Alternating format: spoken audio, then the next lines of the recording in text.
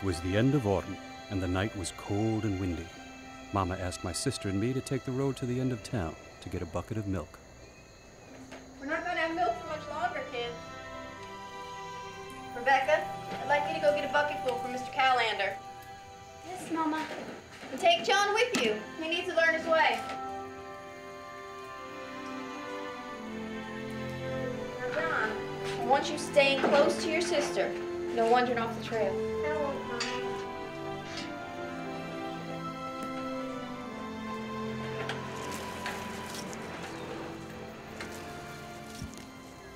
John, come on, let's go.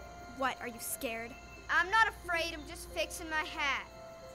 That hat's too big for you. It makes you look stupid. What do you care? You don't have to wear it. Yeah, but I have to look at it. Then look the other way. Mama trusted my sister with most of the chores, and sometimes she made me tag along. I never minded going. But when the sun went down and the moon was full, I dreaded the haunted trail. Remember Billy Luna from Sycamore Hill? Yeah. Well, one night he was walking the trail to Mr. Callender's barn alone, and when he went past the ghost eye tree, he ran home screaming and crying. Really? Yeah, they say the ghost eye tree only exists in your head, that it's only real if you let yourself be afraid. And Billy Luna let himself believe. He was about your age too when it happened. Yeah, but I'm afraid no haunted tree. Yeah, but tonight's a full moon. That's when it can see you. What, the tree? Yeah, the ghost eye tree. Ooh. Ooh, the tree, the scary ghost eye tree is feared by all, the big and small. What's the matter now? My hat, it fell off. Liar, you're just afraid of the tree. I am not afraid. You are too, and if you don't hurry up, you're gonna end up like Billy Luna.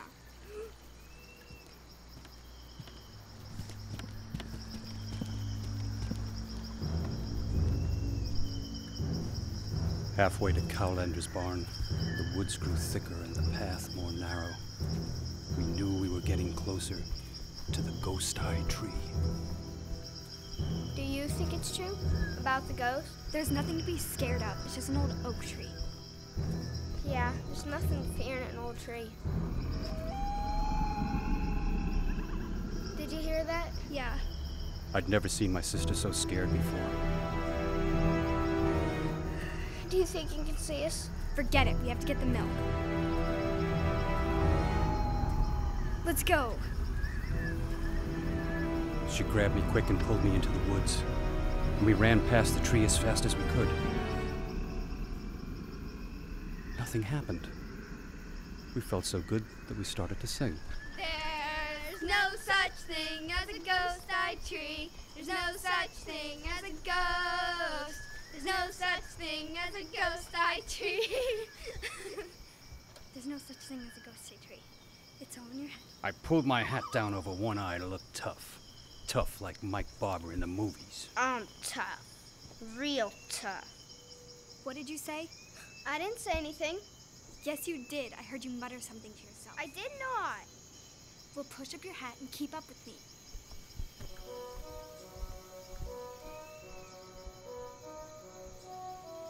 We made it to the barn, all the way at the end of town. That was when I met Mr. Callender.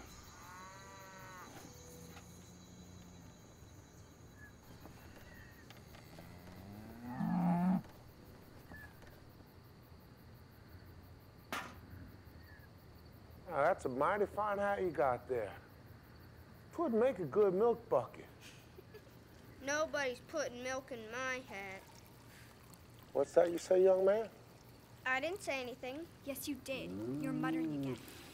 I was not muttering. Mr. Callender, that hat makes him crazy. It's a crazy hat. Well, I don't think it's a crazy hat.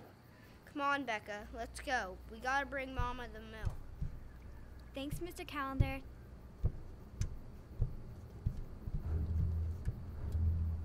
You kids be careful out there.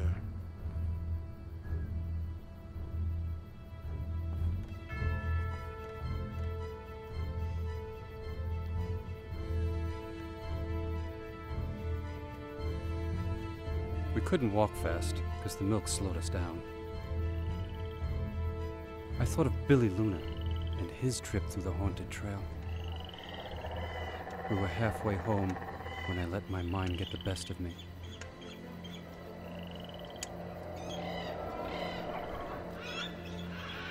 What was that? I didn't hear anything. I heard something, Rebecca. I really heard something. Let's go back to Mr. Callahan. No, there's nothing to be scared of, John. Becca, look! Look! John, cover your eyes. Oh, no. Oh, no. Ah! Ah! John, your hat. Becca, wait!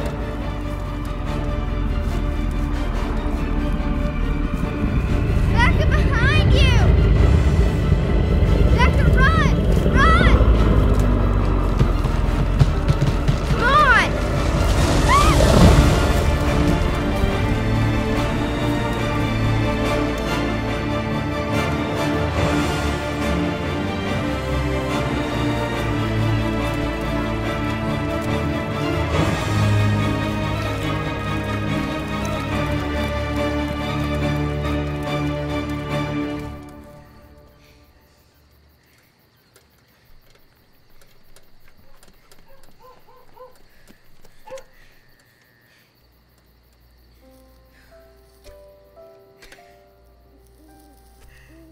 Are you okay?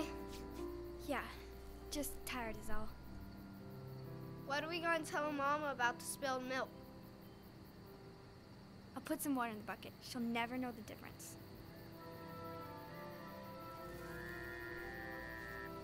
I got your dumb hat. Really?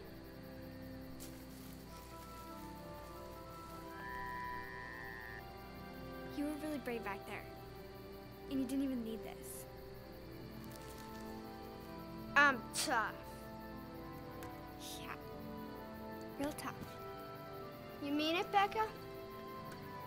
John, you're the toughest kid in town.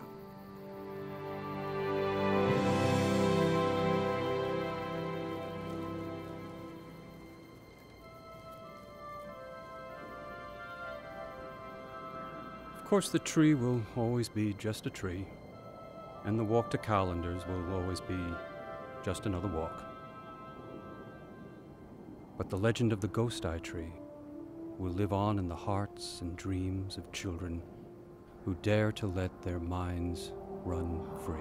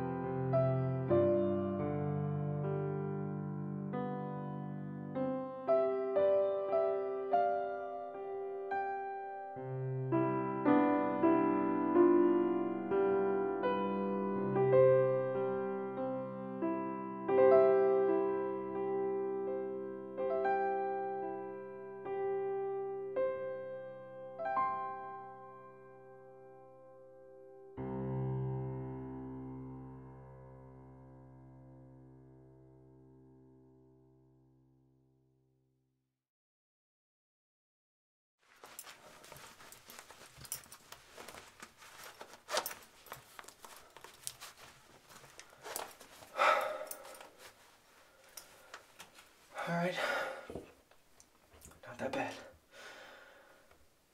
It's not that bad. Okay, I mean, well, maybe not the best, but it was alright. I mean, you did great. Okay, you did her with your dick. Don't ever, no, that was stupid. Don't ever say that again.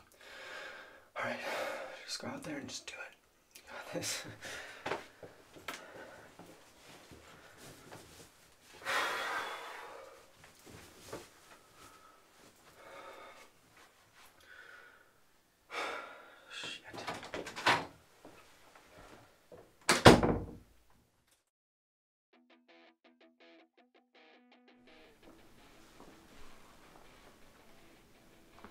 Hey.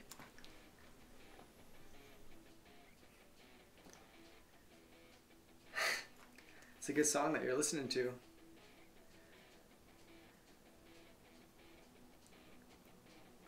Okay. I'm gonna go. No, where you going? I was just about to leave. Good. I called your cab, so it should be here soon. Cool, thanks. Well, I mean, I drove here. Even better. Bye. So is this how this usually works? What? Is this how this usually works? What works? A one-night stand? Yeah, see, what happens is we have sex, and then you get cleaned up, and then you leave. Okay. Okay? Alright, okay. Yeah, you got it? Yeah, I got it, thank you. Okay, so you could leave. Like right now, because you're just making this really awkward. Okay, sorry. Yeah.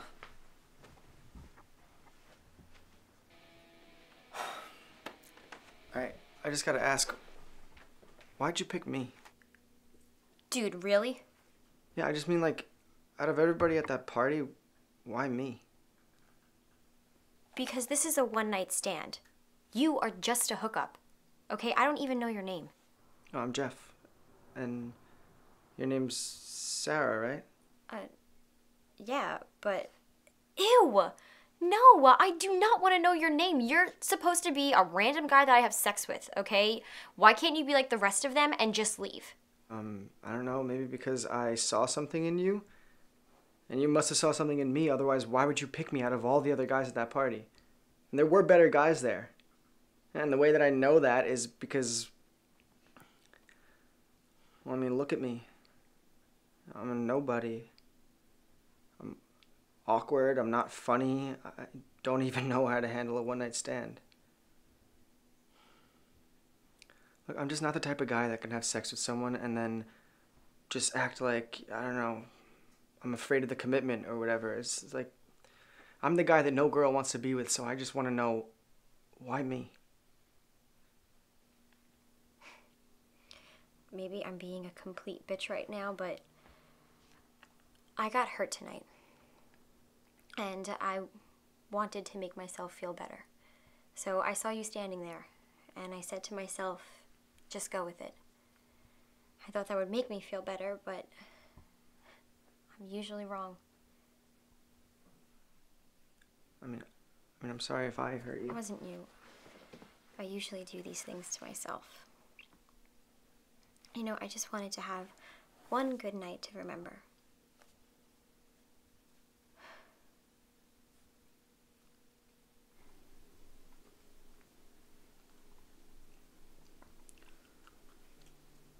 Well, what if I kiss you? What? I mean, what if I prove to you that I'm not like other guys and I kiss you goodnight? You know, just show you that I'm different.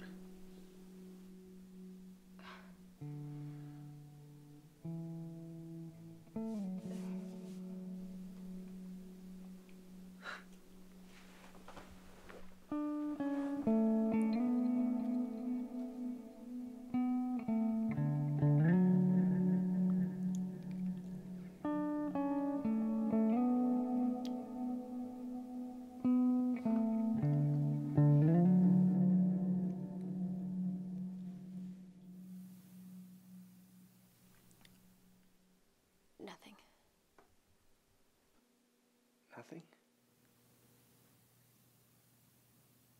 Yeah, that's what I said. Okay. All right. I'm sorry for wasting your time.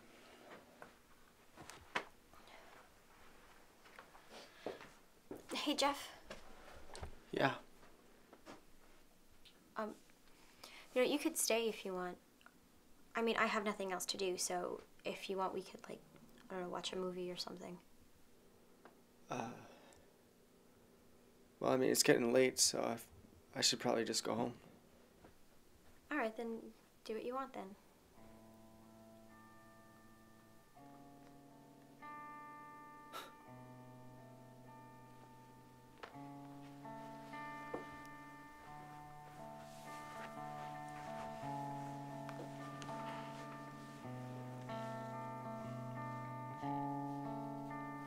Thank you. For what?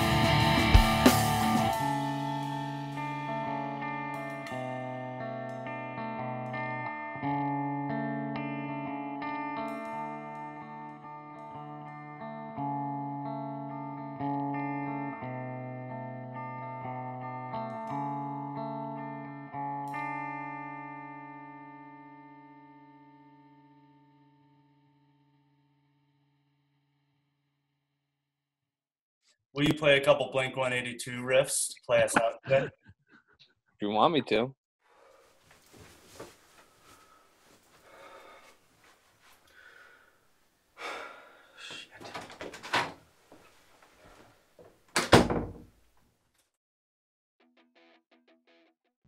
I was watching that one night again, and it looked like maybe there's a Blink-182 song.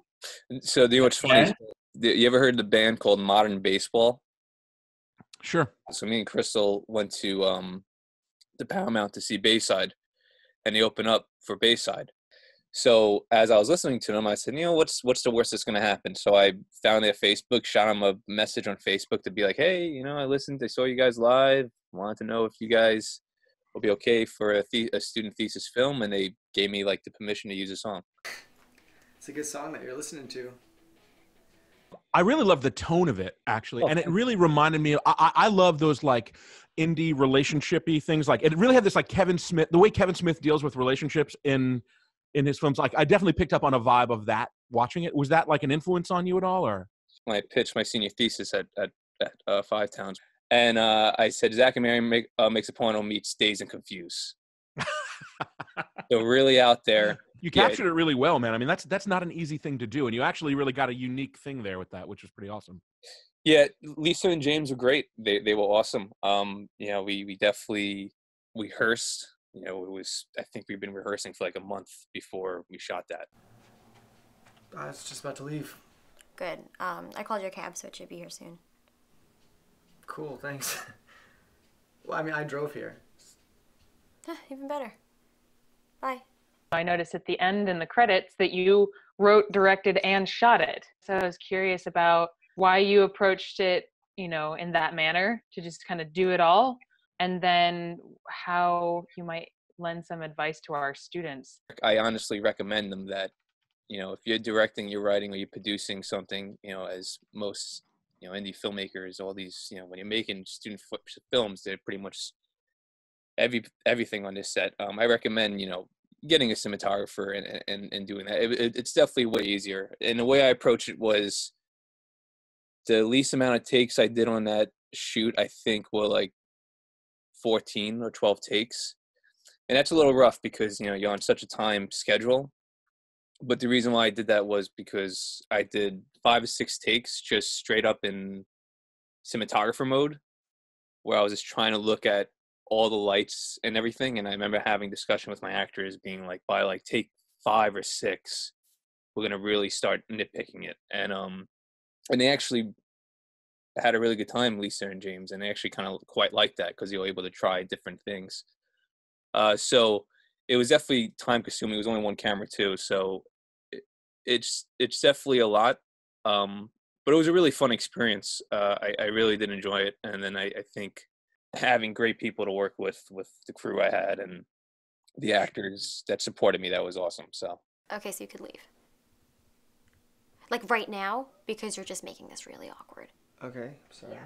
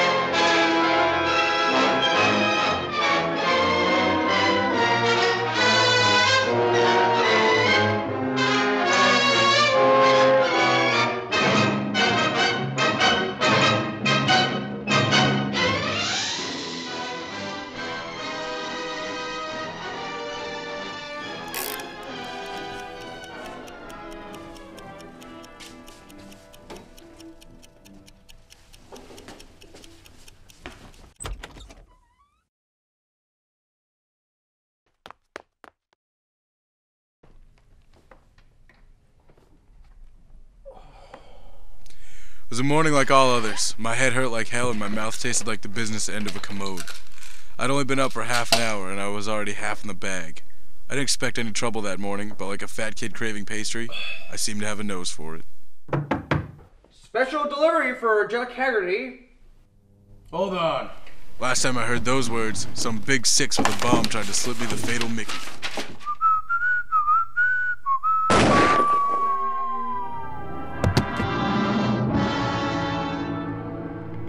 Double up if this creep's a Jehovah's Witness.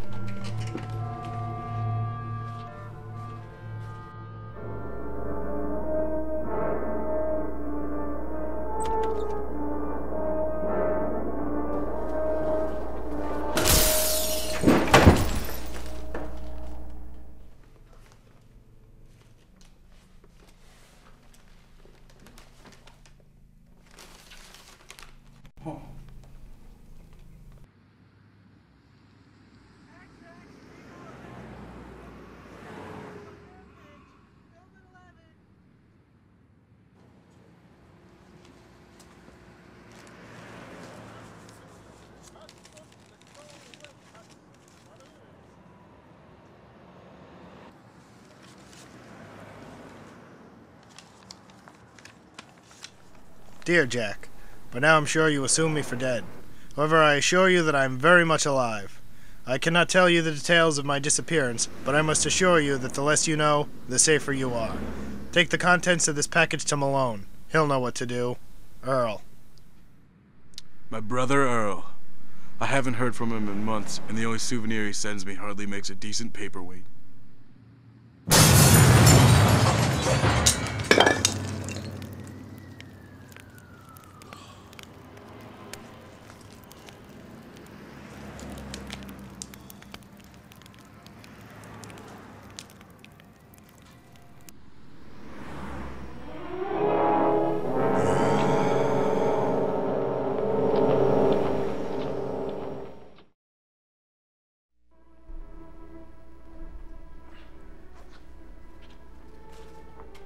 Look at this pigsty. Either someone was trying to find something, or Malone's old lady was on the rag.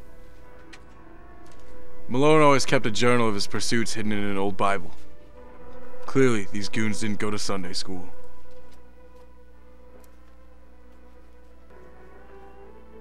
I needed to get the skinny on this paperweight. There was only one place in town for me to get the scoop.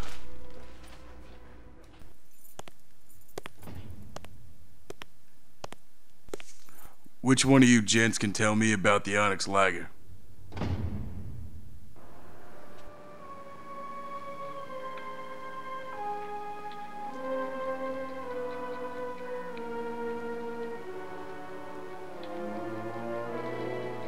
One of Dillinger's goons in the Slammer tipped me off to Baron von Heinz, a tycoon shut in from the meatpacking district.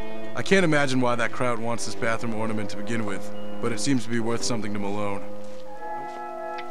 I went to von Heinz' art warehouse. I certainly didn't plan on using the knocker.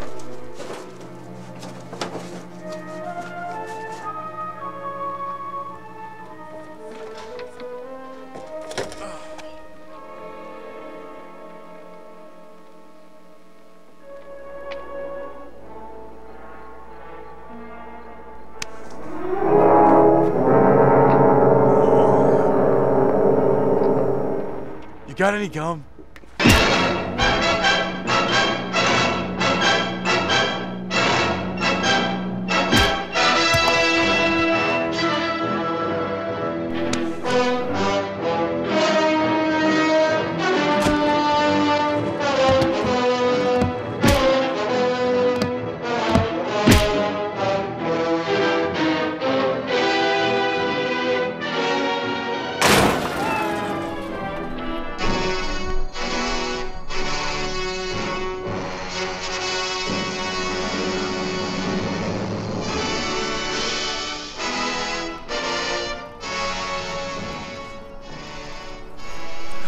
He should have given me that gum.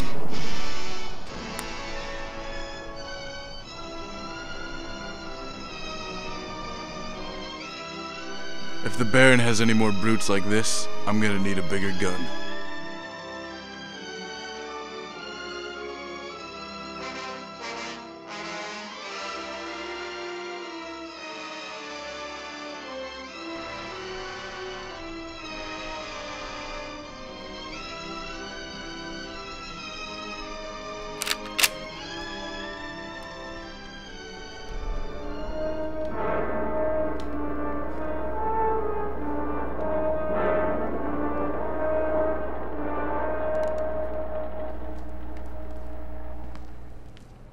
Not so fast, Mr. Haggerty. Where is the Onyx Lager?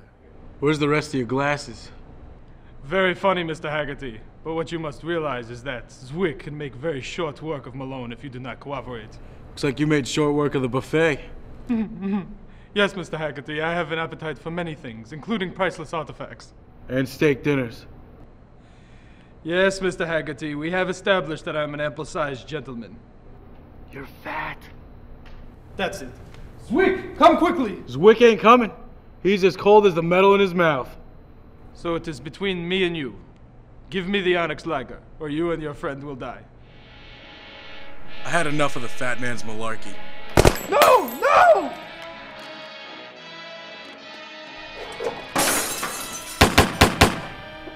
Please! Mr. Haggerty, let's be sensible here! Do not ruin my priceless works of art! I was aiming for the art! Why do you want the lager anyway?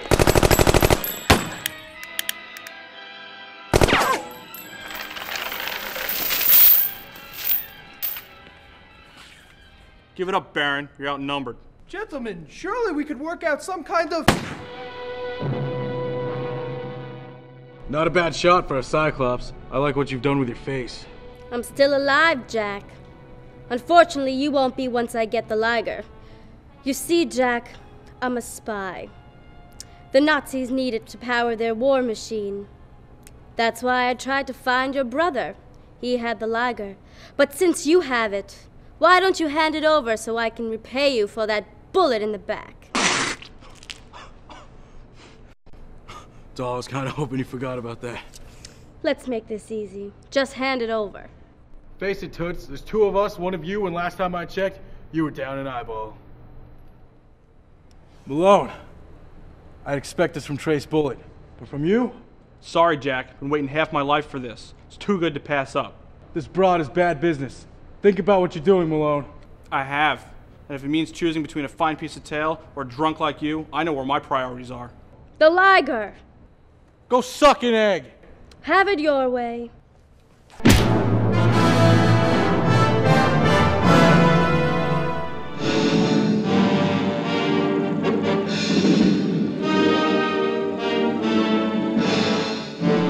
Will Jack Haggerty escape? Where is his brother Earl? Who has the Onyx Liger? These questions and more will be answered when Jack Haggerty returns in Terror on the Midway.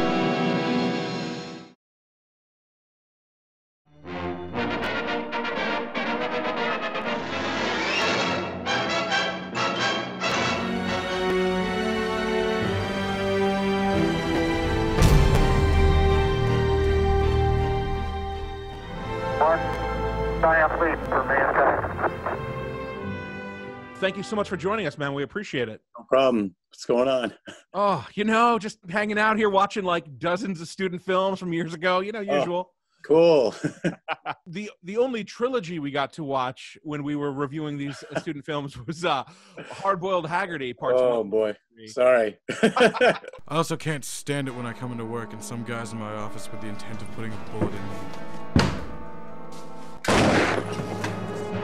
I'm a big fan of, like noir films like The Big Sleep, To Have and Have Not.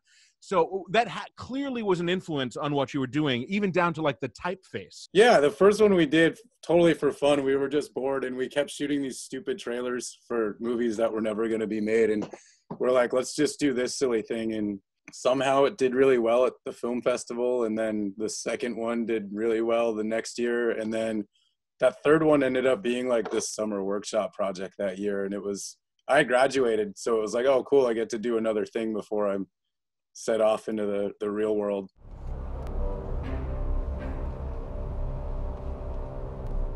For me, looking back, it's like, well, I wrote the character, I was in it, but we should have casted a 45-year-old has-been-looking person to play the character. It should have. There's stuff in hindsight. It's like, we should have done this. We should have. I'm glad people liked him, but it was like, in the grand scheme, why were we trying to hold true to this so badly? What's interesting about A Call to Arms, John, is that you have an array of performers. Yeah. There's so many actors, they're committed, and it looks like you have a serious production here. And I know Saul was around, he probably gave you some advice. What was it like doing that massive production with locations, ensemble cast? Call to Arms was the senior project. There was another project the year before that was a bunch of locations, a lot of crew, and we had all worked on that. And I think with all of those projects, it was like, okay, what haven't we done? What do we not want to do? And like, where can we put this in terms of a school project? Can I help you, gentlemen? This is Brett. We're terribly sorry for the inconvenience. The house at the beginning of that movie is actually over in Huntington. So I just remember leaving a letter in this guy's mailbox, like, this is perfect for what I need. Like, give me a call, and he did. But I just remember one of the struggles we had, it was like Christmas Day. We're on winter break. And the main actor sends me a message, hey, I'm moving to LA January 1st. Stop. There. And he never told me that. So we weren't coming back to finish his scenes until after the new year. So I call my buddy Charlie up and I'm like, yo, we got to go shoot the end of this movie tomorrow.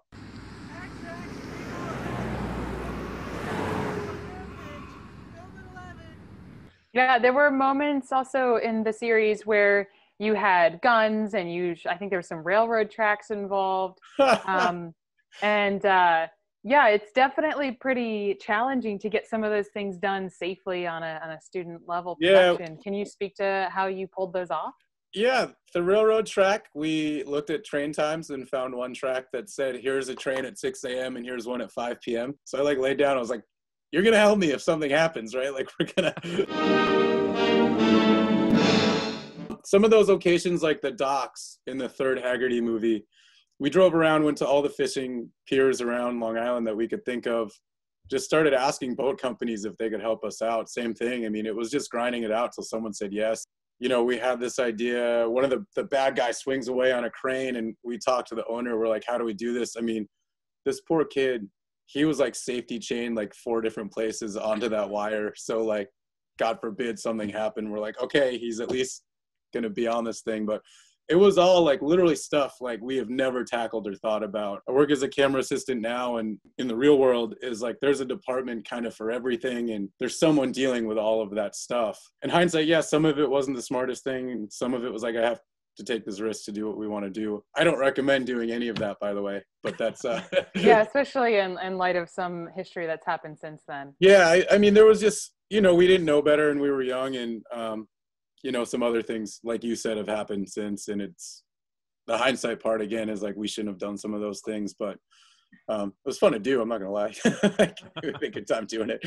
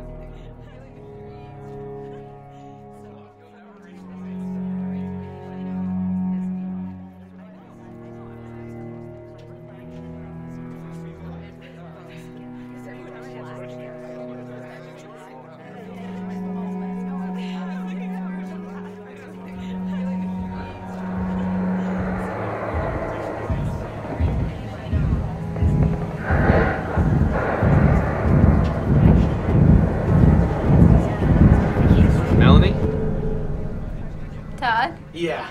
Hi, I'm Todd. Right, you already knew my name though, so. Oh man, I'm kind of nervous. This is my first date in a while, and I don't want to screw it up, which I'm doing. So, is it your first date too? No. No. Right. But it could be the last.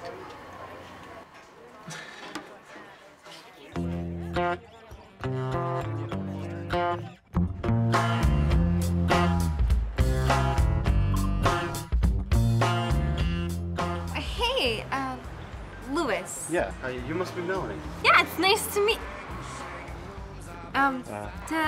Meet you.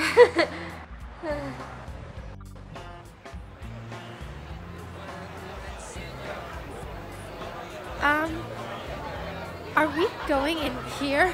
I thought we were going out to dinner. Yeah. Are you drunk? So, your profile said your name was Carl. It's short for Carly. Oh. So, Donovan, it says on your profile that you're famous. You mind if I ask what for? Let me just tell you, I am Donovan the Prince, aka the Rated R Dono, aka Real Big Down There. That's my nickname in college. Some people just call me Dr. 12 Inches. Garbage day. That was complete garbage. You have terrible taste in movies. Well, you want to maybe come back to my place? I've got video games. We can chill. Fuck me, I guess. Oh, no, it's just that No, it's just... You're a baby. Fucking baby! You don't want to feed a baby! Goo goo gaw! Well, fuck off, you fucking baby fucker! What? What are you, my mother? They serve food here. Fucking bitch.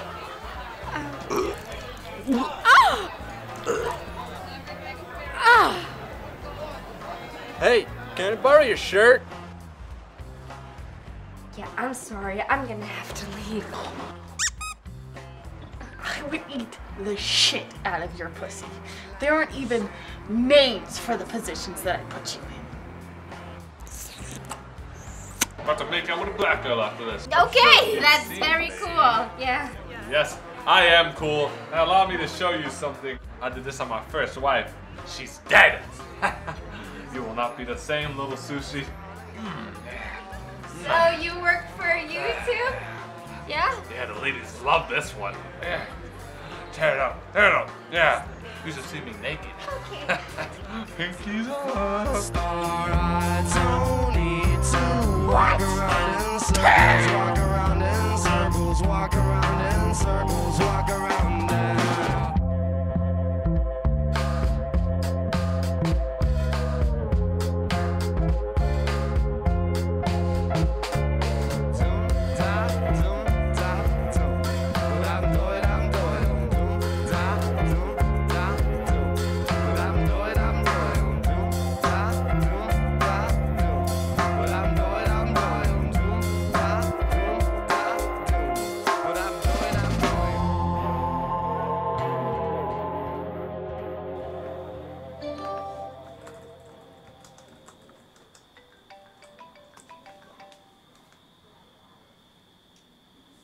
Hello? Check your email right now. Marty, what? Email now. What did you do? I did nothing. Watch the video I just sent you.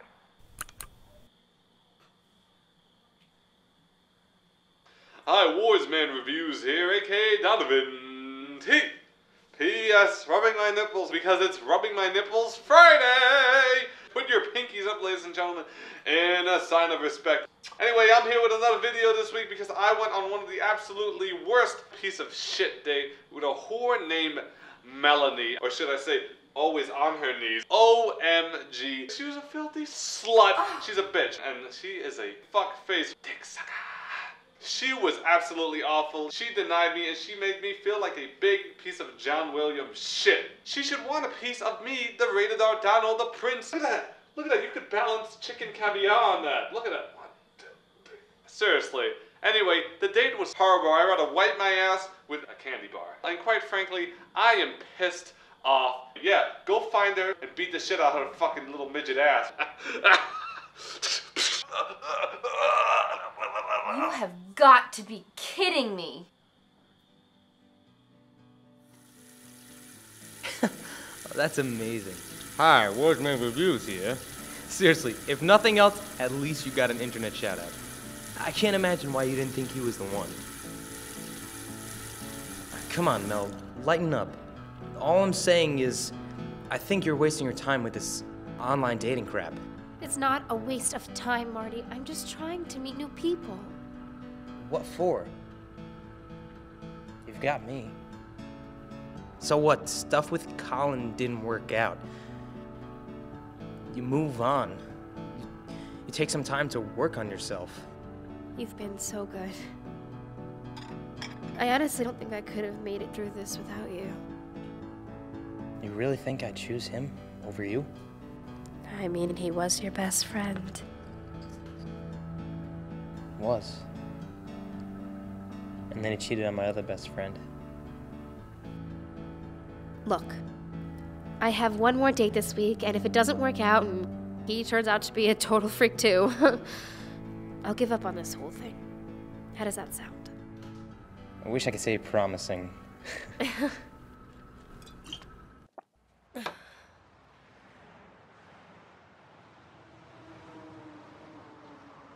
No show? He said 6:30. It's 7:30. Seriously? You're already 3 glasses of wine deep. Looks like he stood you up. Are you sure it was 3 glasses? Well, I could have meant the check for you, but you're not gonna like what you have to do. Now, it might not look like it, but the ponytail's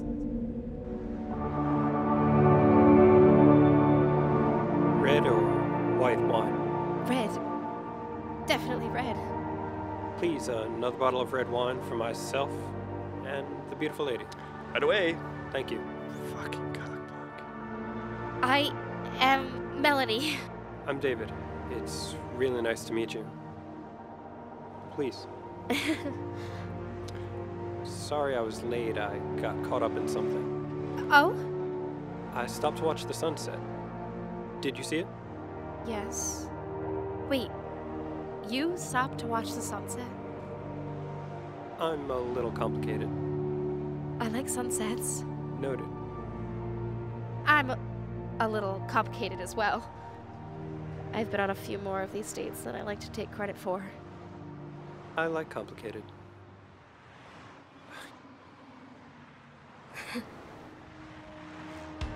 For the beautiful lady. You can leave the bottle. Oh, Christ.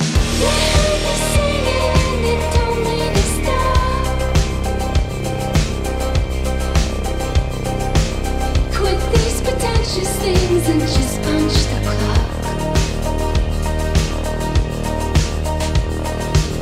These days my life I feel it has no purpose.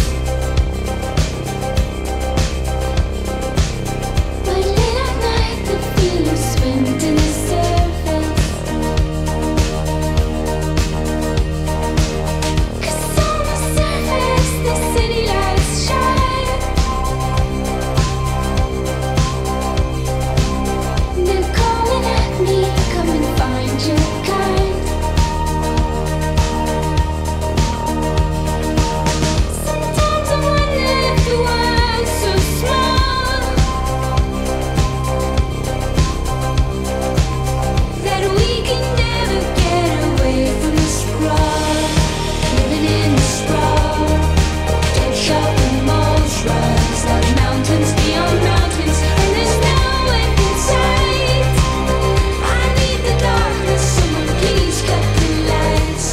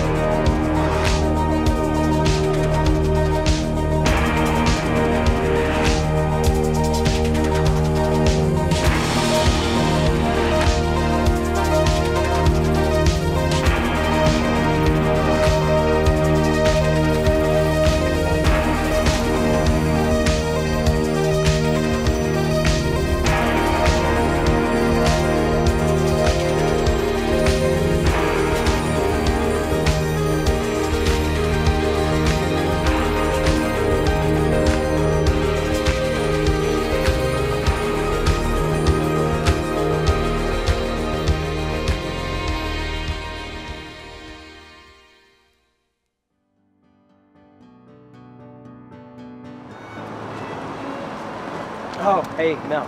Hey, what's up? I'm throwing a Halloween party tomorrow night. Are you interested? I would love to, but I'm actually getting dinner with David. Okay. I should have figured. Haven't heard from you for like 2 weeks. Start phasing me out. It's okay, I'm not as cool as David, whatever. Oh, come on. You know it's not like that. Why don't you guys come then? Okay. I promise we will stop by. I'm gonna hold you to it. I'm serious, I better see you there. Okay.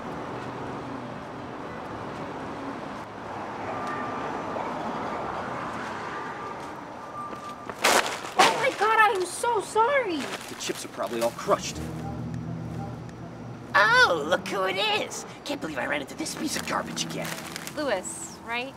Lewis, right? Thought it was douchebag. You know what? It is douchebag. Look, I said I was sorry about the other night. It was just, you were being so forward and short-tempered, and just let me buy you a drink or something. Fuck off. You know what? You are a piece of shit. I'm the funny man.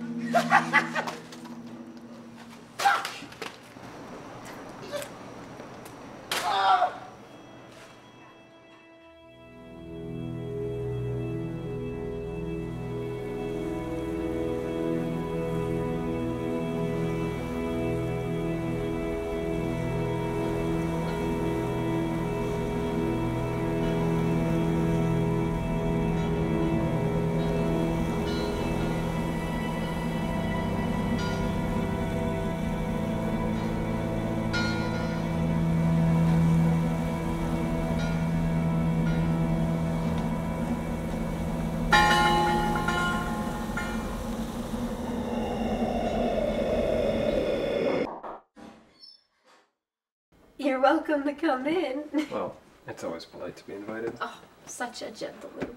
For you.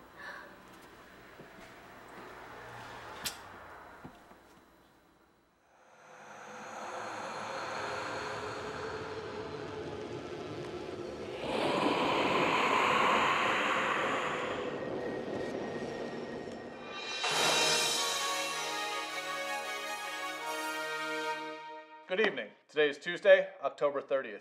Local comedian Lewis Russell was found dead in an alleyway just moments ago. Come on, don't watch the Our evening field news. reporter, Sled Baker is live on the No, scene. I know this Sled? guy. I went out with him a few weeks ago. I just saw him today. Thanks, Tom. The scene over here is just grisly. The police are calling it some sort of animal attack, yet I don't know what kind of animal could have possibly caused this. The Neighborhood Watch Association has set an early curfew for all those living within an 8-mile radius. So please, do not come out of your homes and stay indoors and be safe. The police are doing their best to find whatever may have done this. And back to you, Tom.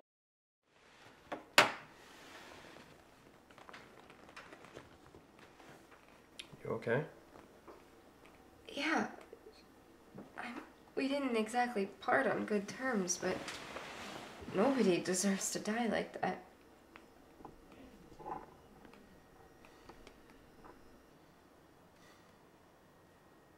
I think you should stay here tonight. What, are you scared? They said not to go out until they can find the animal. I seriously doubt a dog is gonna eat me, Mel. Please. Stay for me.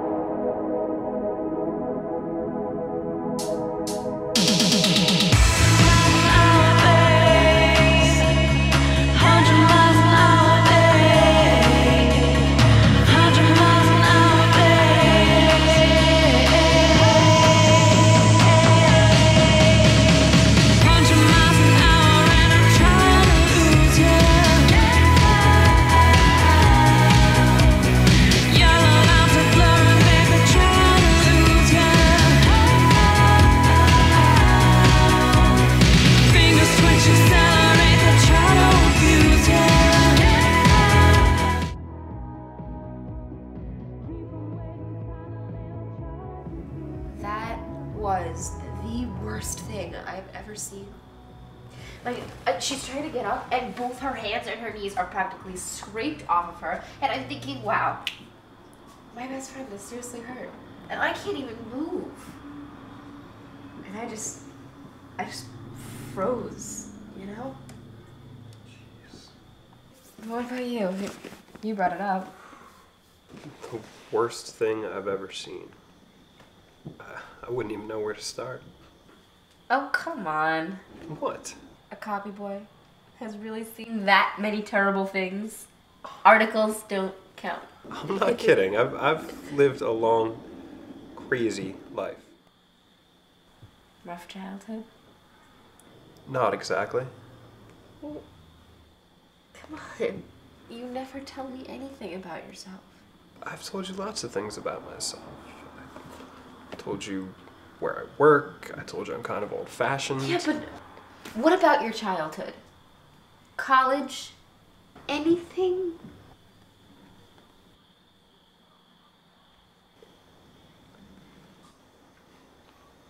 What about that scar on your chest?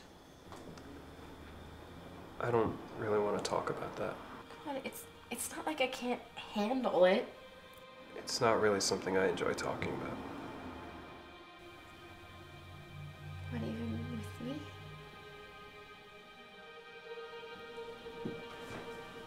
Alright. I'll tell you something about myself. Alright. When I was 19, I lived upstate, and my friends and I, we used to get drunk and we used to walk home to the woods and the fields, and one night I was totally alone. And I was walking home and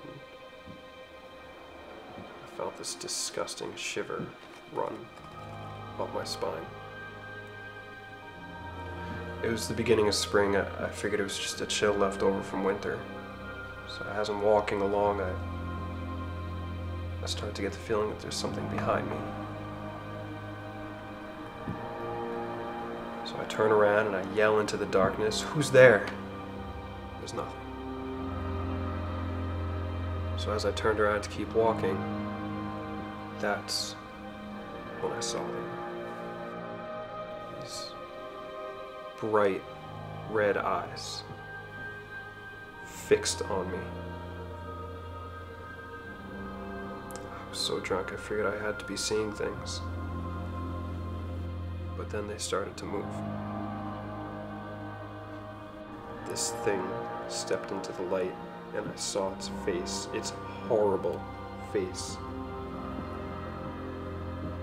I fell back and it caught me. It sank its teeth into me. I passed out from the pain, and Mel, I thought it was a dream.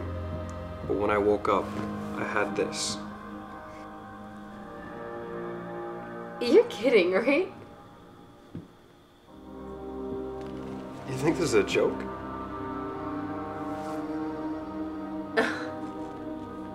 You're such a jerk. Okay, tell me the real story. That Just is the because- real story. Just because it's Halloween doesn't mean you can go around making ghost stories up. When that thing bit me, it changed me forever. You're really funny. Come on, tell me the real. Shut up, cunt! What the fuck?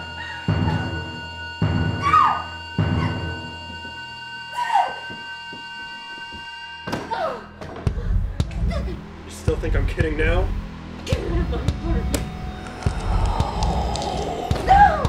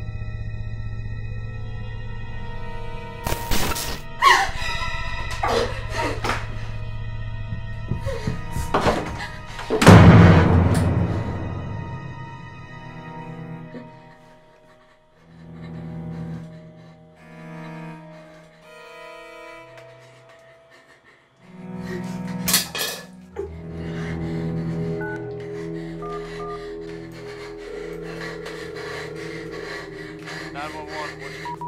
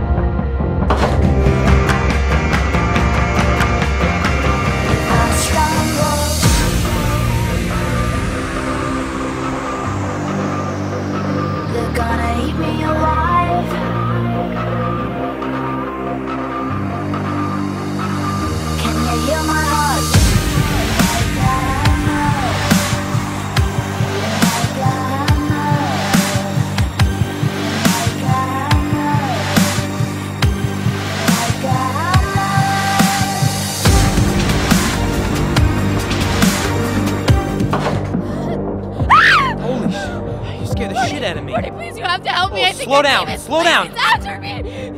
David, he's not what I thought he was. Please, Marty. Did he hit you? Just call the police! Okay, Marty! calm down!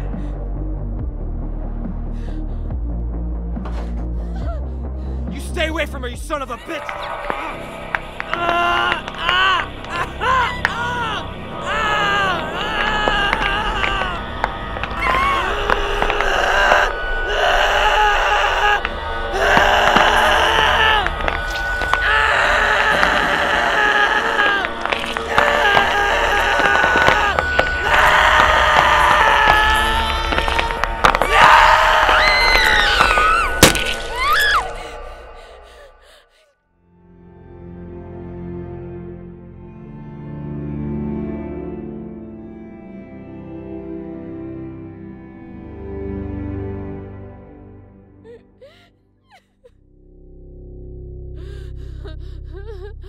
Stay away from me.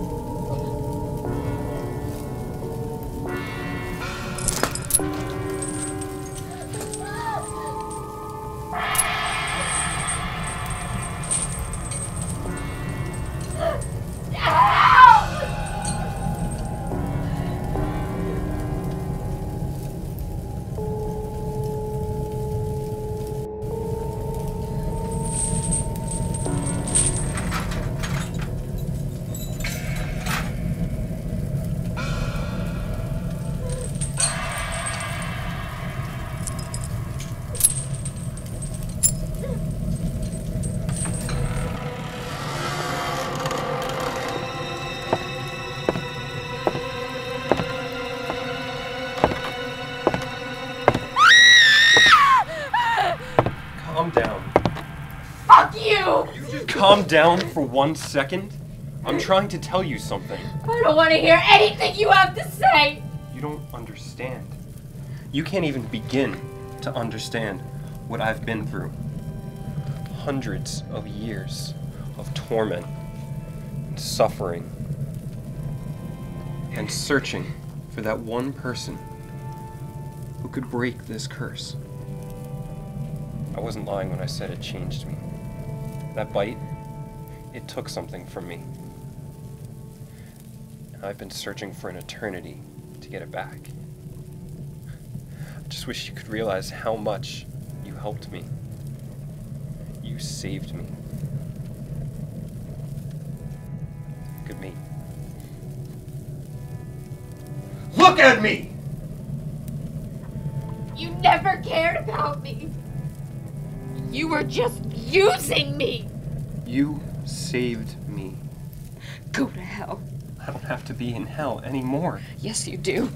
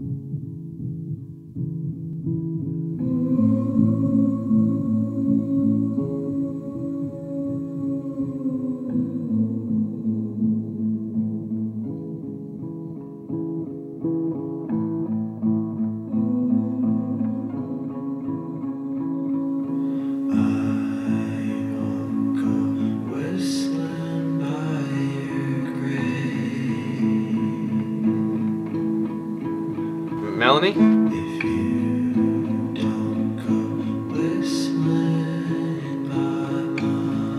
Todd? Yeah.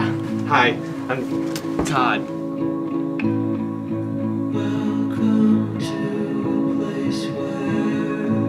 You already knew that? Blowing this already? I'm sorry, I'm nervous. It's my first date in a while, and I just... Is it yours too? No.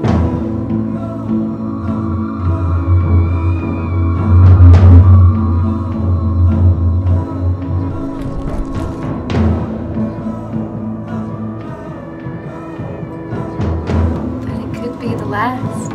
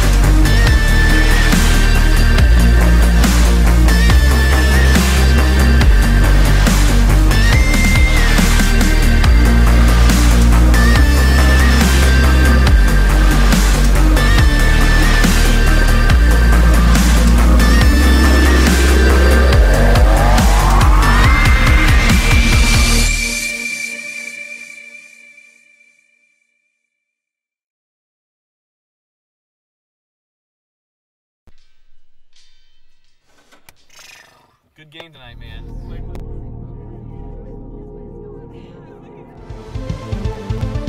I feel like I've seen so much of Kevin and Tom over the last few days watching all these movies. I feel like I know you guys like on a level that I clearly have never met you both. So this is pretty weird seeing you now. I'd like to believe that I'm not like most of the characters in any of Merc's movies.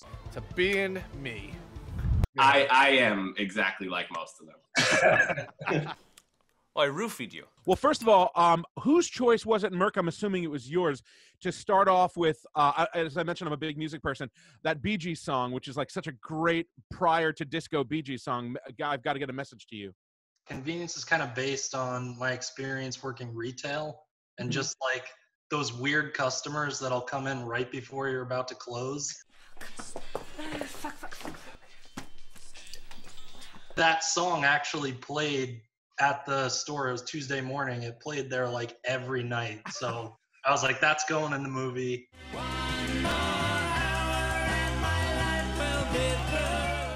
How did y'all pull off the pee?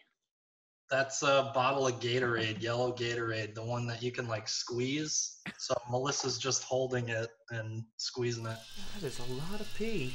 Melissa, I really like your performance in Convenience. How did they approach you, and what was it like working on it?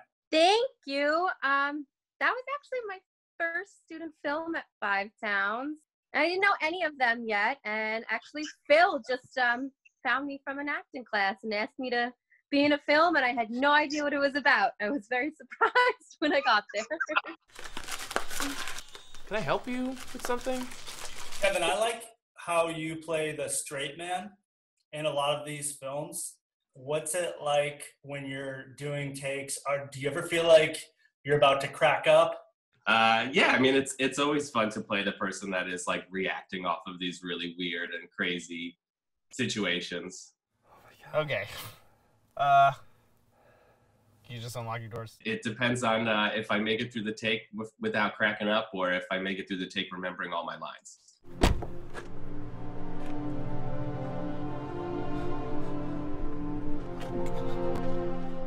Merc, firstly, how do you get away with being such a pervert?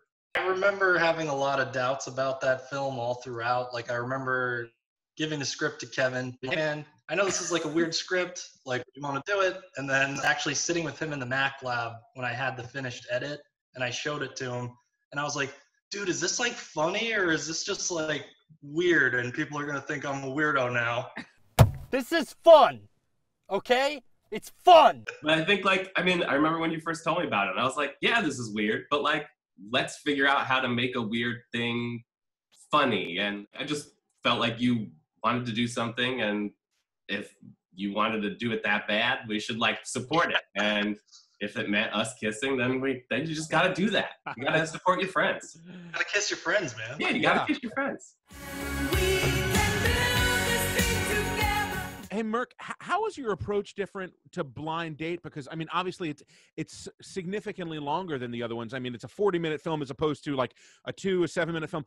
So how different was the approach to that being the length of the film? Blind Date, I actually, I had intended to make it as my junior film. That year, we were doing everyone else's senior thesis. And when we got to like, I think mid-April, I was like, all right, I'm going to do it as my senior because there's no way we're getting this done in time. I actually had the whole summer to like really work on the script more and figure out the locations and just get all the planning where it needed to be.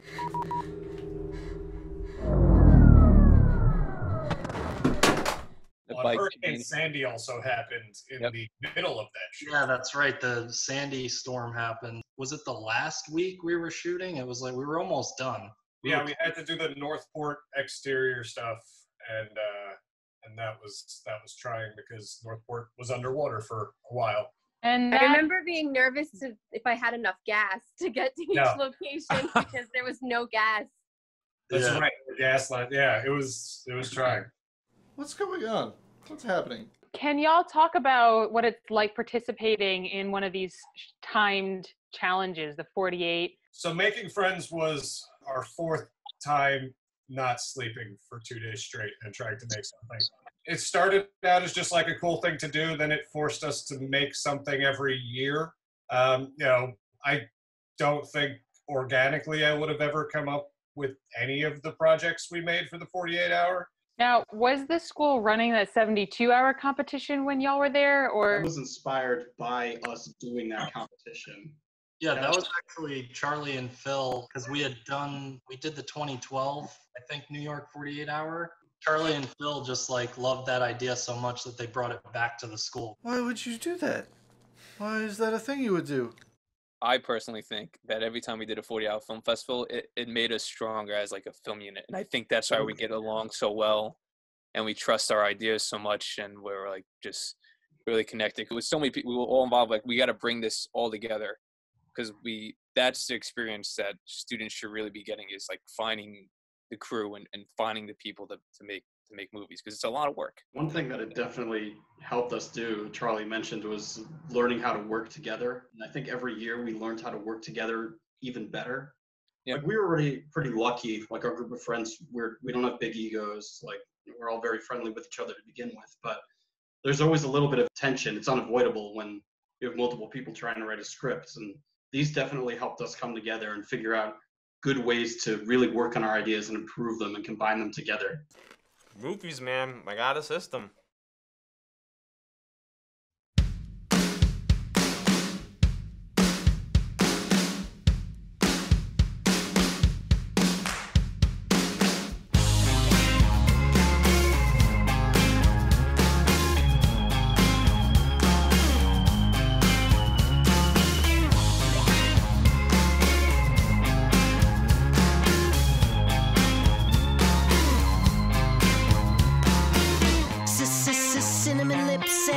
Kisses on my tongue. Fun. Buttery eyes, if only cries could come from those eyes. Ow. I've never felt this way before.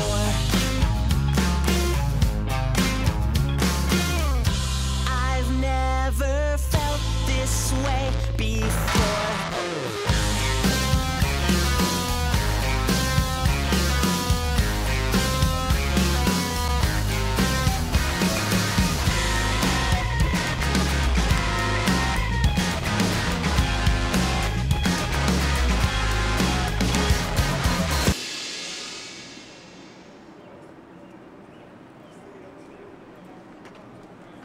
Hey, howdy, partner. Could you stop referring to me as your partner? People are getting the wrong idea about us. Put your hand down.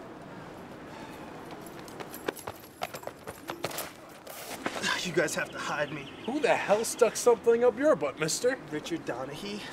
Oh, no way. Dude, you didn't. I thought we talked about this. Talked about what? Craig, what'd you do? You know Sally Moore? You mean the girl that sells sexual favors in the third-floor bathroom? What? No, not the girl. Anyway, Craig here thought it'd be a good idea to convince little Sally to break off her very serious long-term relationship with... Richard Donahue? Yeah. What are you pointing at? Richard Donahue. He doesn't look too happy. Hey, just I hear about you hooking up with my girlfriend, punk. I haven't heard of anyone hooking up with his girlfriend. Oh, you haven't heard You guys hear? You hooking up with her, huh? Yeah? No? Maybe? Kinda, I guess. You are doing me one hell of a favor, man. I've been trying to get her off my back for years, man. She's what you call a clinger. Hey, come here. Come here. Come here. You two are going out on a movie date tonight. Go see one of those Natalie Portman flicks. I heard she's good. I think you two are going to make a great couple. Especially you two. All right. Have fun. Have fun. Have fun. Oh.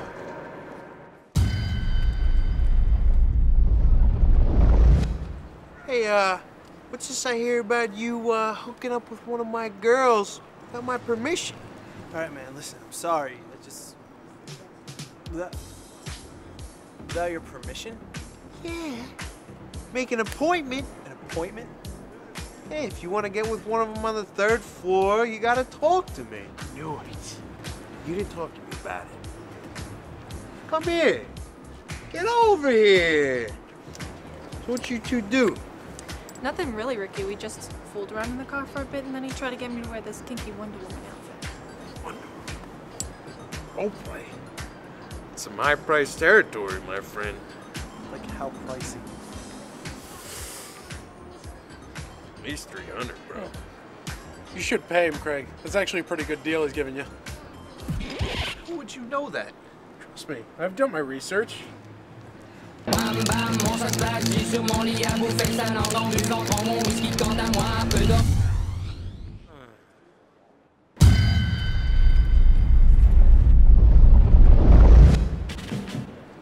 So which one of you jerk-offs is Craig Rogers? I am. What are you doing? Protecting my friend. And you must be the primate whose girlfriend I just had relations with. What are you gonna do, big man? Knock me down? Get it through your head. She's done with you.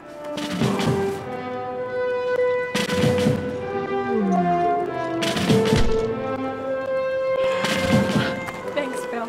And I'll never have to worry about him again. Thanks, Bill. You're the greatest. I know. Thanks, Bill.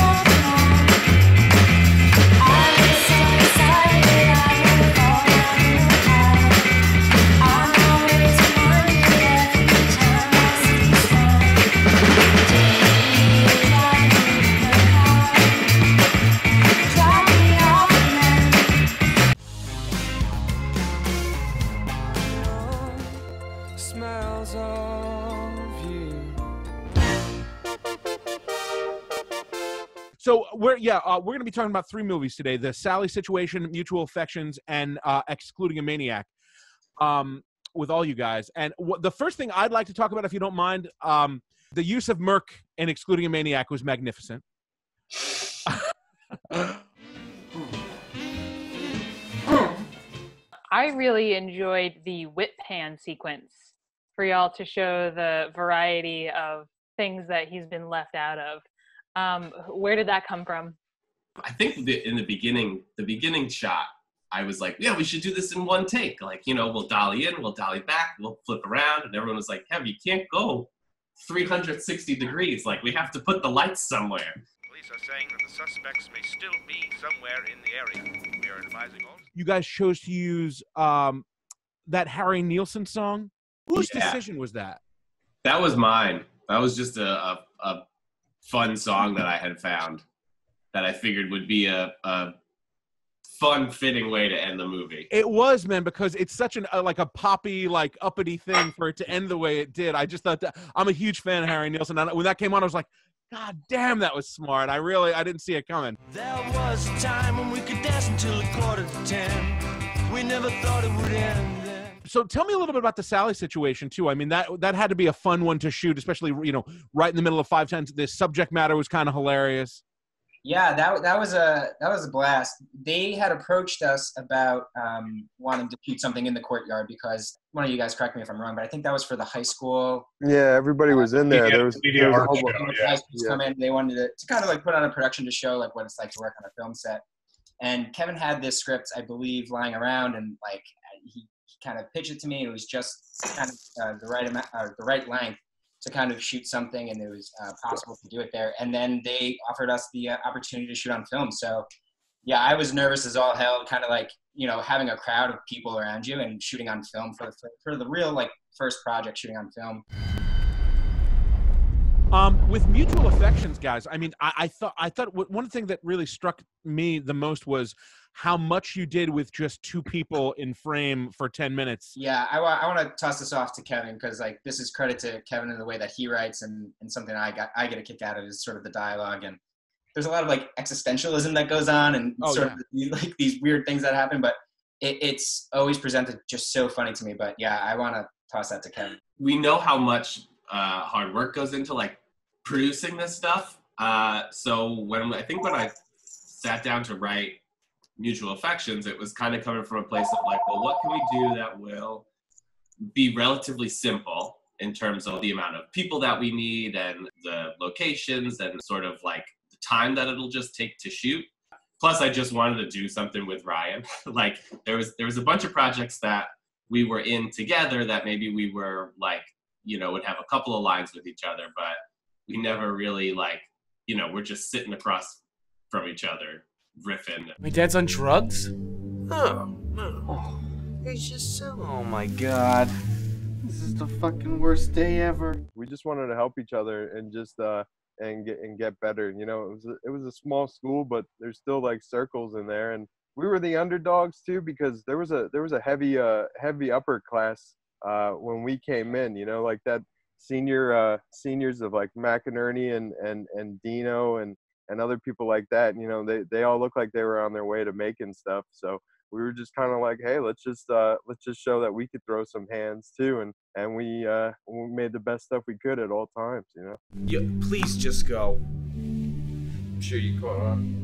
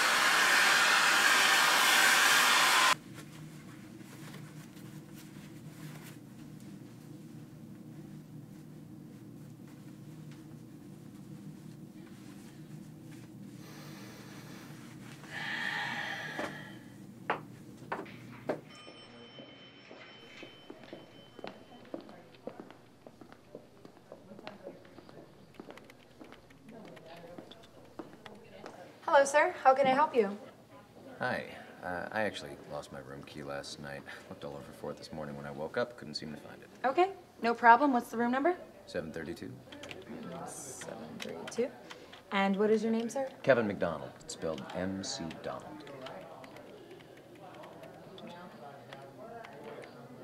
I'm sorry, sir. I can't seem to find you in our system. That's impossible. I checked in yesterday. A woman named Laura helped me. Is she here? No, she's not. Look, I'm here with Sociatech. Can you please just check again? Oh, you're here for conference? Yes. Okay, I have to check the system again under conferences.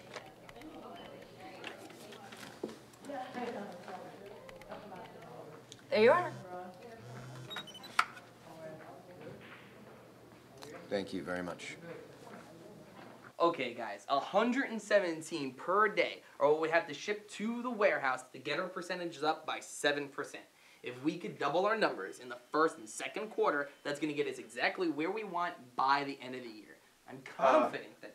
Chuck, I don't know about you, but these numbers seem impossible. All right, guys, look, it's all about percentages. If we could raise our percentages in the second and third quarter as well, we'll get exactly where we want to go. And if you guys want to make money, this is the way to do it. Expectations are high and the numbers are high, but you guys can make it happen. All right, get to lunch, guys. Get the hell out of here.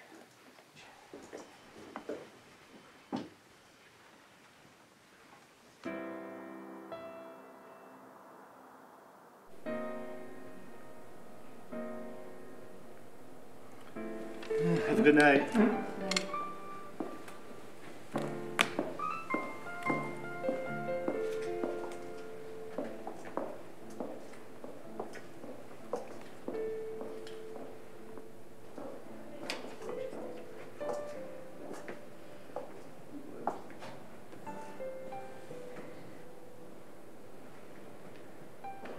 How you doing with that drink? Barely touched it. It looks that way. So you here for the party? No.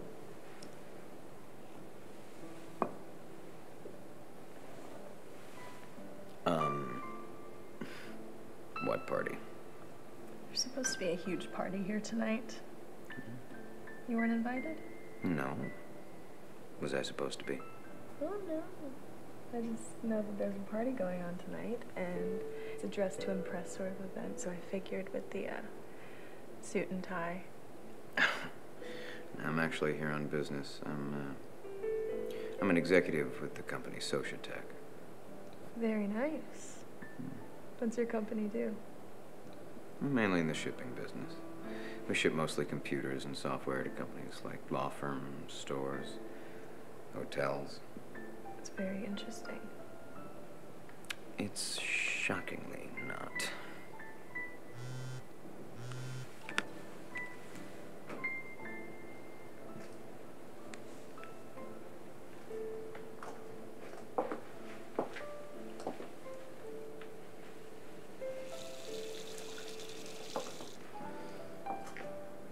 Sorry about that. So about this party. Why is it a dress to impress event? Well, that's how it is every night in this place. People from the big city love crashing here. They like to get away from their home life, cut loose a little bit. So tell me, what is it you like to do on these late night shifts, other than sit here and watch everybody else around you having a good time? I like hanging out here. It can be an experience of sorts. Someday I hope to find a real job. What, this isn't a real job? Well, a real job, in my case, would be something that I could settle into, become a part of. Some might call this a real job, but I say I'm just passing through. So are you here alone? Or are you okay? Excuse me for just 1 second.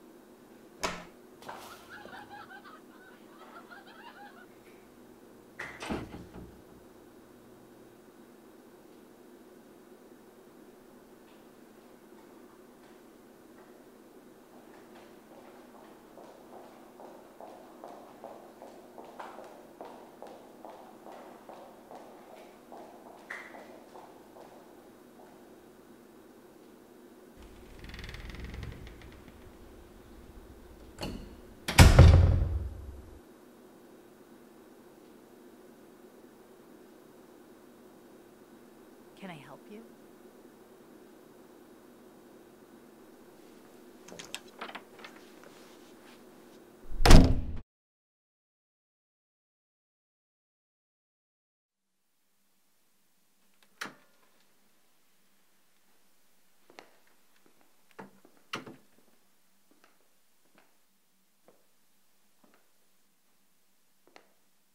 Hello? Is anybody there?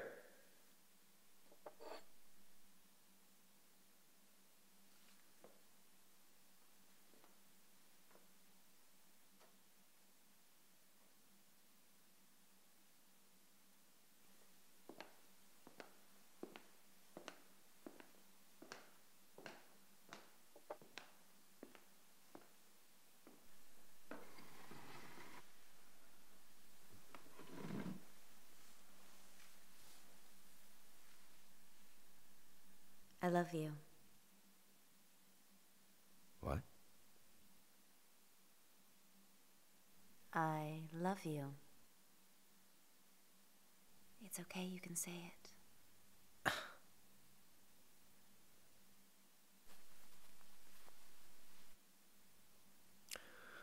I missed you so much.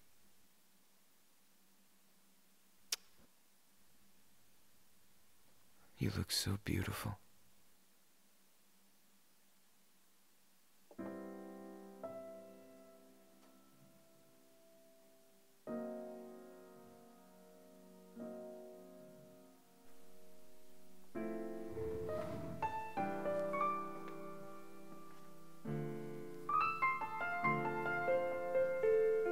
May I have this dance?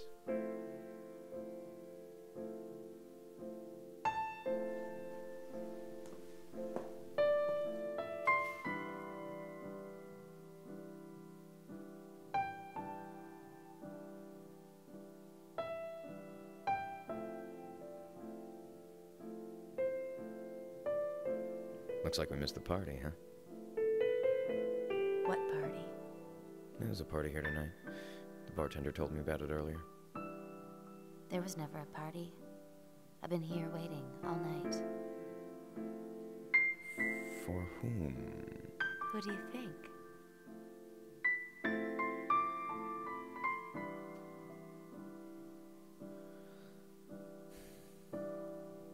I looked everywhere for you.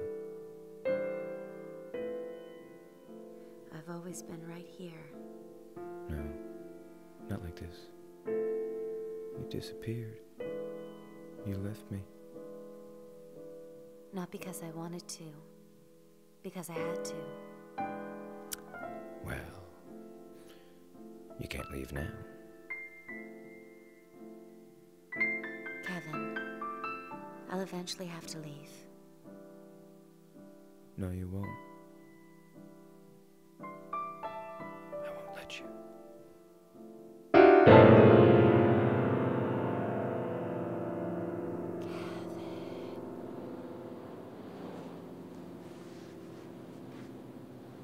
Jessica?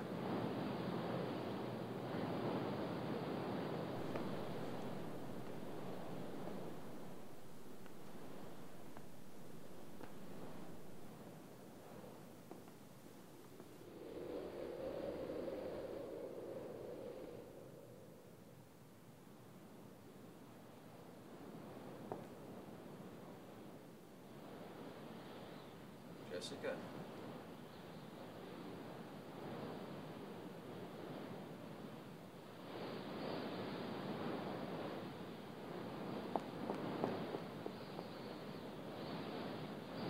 Jessica?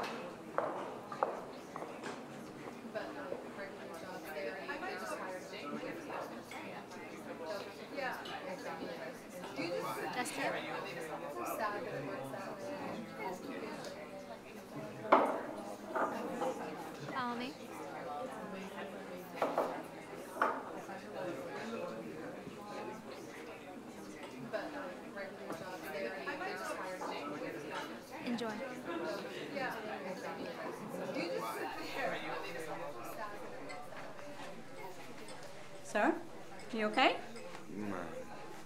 You dining in? Yes, I'm fine. Sorry.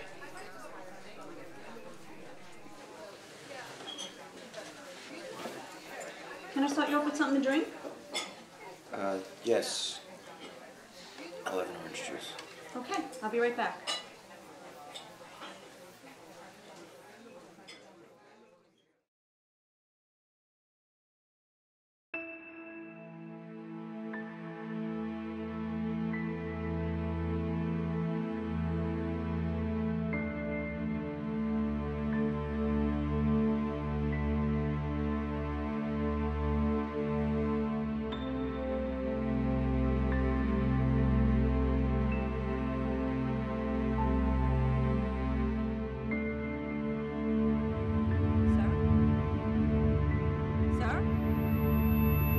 Sir, have you decided yet? Yeah, I'll have the eggs. I'm sorry. Were you at that party last night? No. I could have sworn it was you. No, it wasn't me. It must have been someone else. I'm sorry. My mistake. How would you like your eggs? Surprise me. Okay.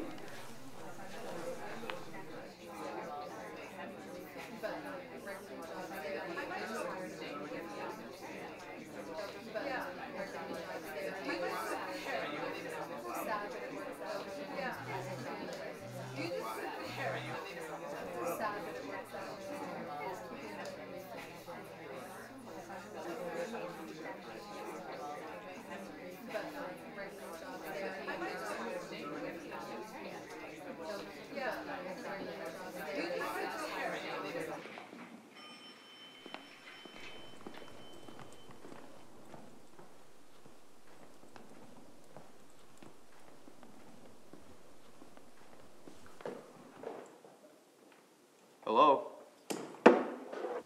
Hello? Hi. Hi. You okay? Yeah, I'm fine. Just don't worry about it. Did you lose your room key again?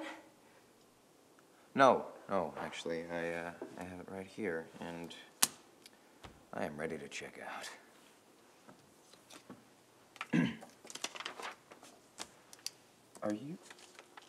Are you sure you're okay? Don't worry about me. I'll be fine.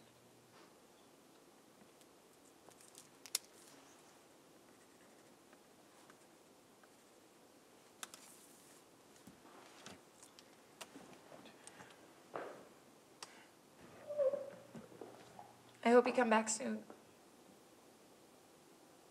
Me too, Sarah.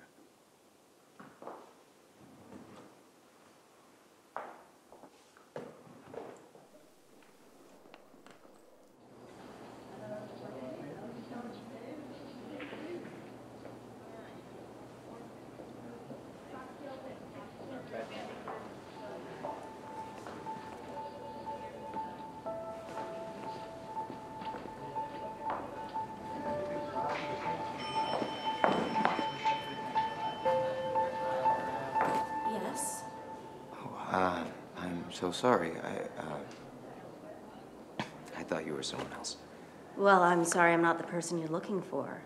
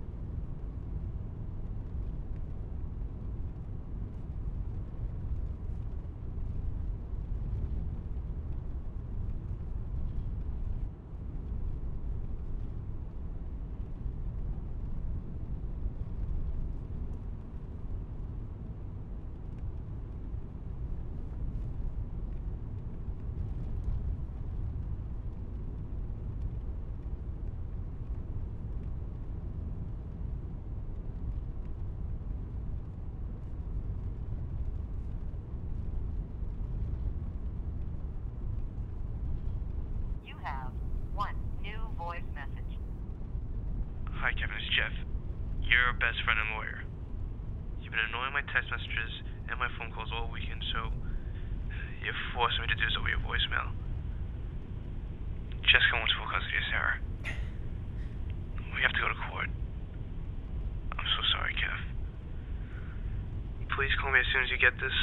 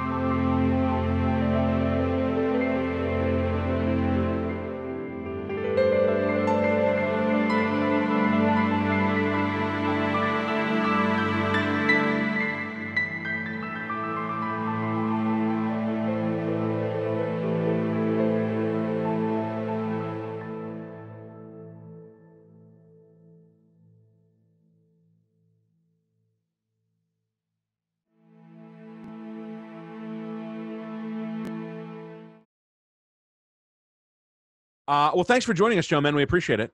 No problem. I'm also going to apologize for mispronouncing the title of both of your films constantly. I'm used to it. I'm sure you are. So can you actually maybe let's start off by maybe pronouncing them properly for us, so I don't just constantly keep doing that to you. Hypnagogic. Uh-huh. And anamnesis. Awesome. Ryan, those are real words. Those are in the dictionary. I'm sure they are, Justin. I'm just not a smart person. So did you even Google that? No. One thing that jumped out at me right out the gate with Hypnagogic, man, was getting access to the location. Specifically, obviously, the hotel and its rooms. Was that an easy thing for you to secure the location? How did that process work for you? It was tough. We had to like almost pitch the movie and send them the script and really let them in on the process. And the head of the place was a little bit of a stickler, so that wasn't awesome. I remember at the time. I was literally telling Erica and Justin before we started, one of the things I'm an audio person, and like I actually really liked the audio and the post work in your film a lot. I thought it was really well done. Oh, thanks. It's 100% me.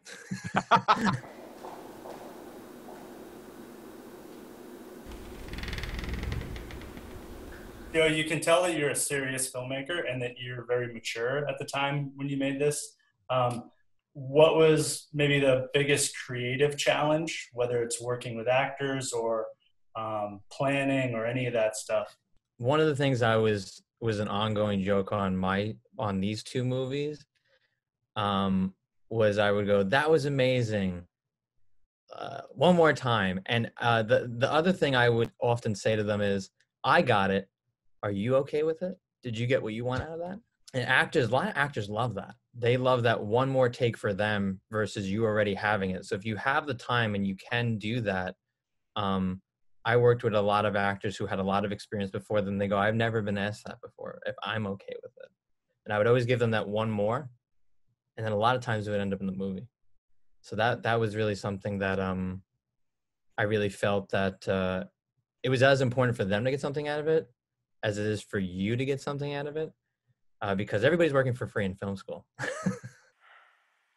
I said I keep my distance, but this algorithm looks way too good to be true. Do not leave me out of the loop. Call me back. Where did that come from? Do you remember the first time you used that, or had someone given you that as a bit of advice? A lot of times you just come up with your own organic process, and I think it just kind of grew out of that. And I remember the lead on Hypnagogic, who was the lead in Anamnesis, he just kind of complimented that, and I kind of became aware of that, and it actually became an inside joke on Anamnesis. But I did a film a few years after film school called Perceptive, and I worked with a 67-year-old man who was the lead and was part of the union in SAG, and he also complimented it as a nice. He goes, "I've never," and he had been around. I mean, that's a guy who's been around the block and back. He also, it just kind of came up through the process, I guess, and then I became aware of it towards the end of Anamnesis.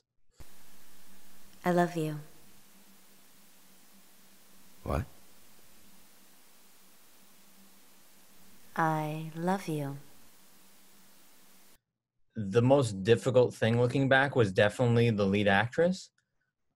She was on her way out of acting. She wouldn't dub any of her lines. So we had to bring in her double in the movie, who actually, the person he runs into at the end, the other redhead, she actually dubs all of his wife's lines in the dreams. So the voice you hear, we kind of Frankenstein that person doesn't exist. It's her voice with a different person's face.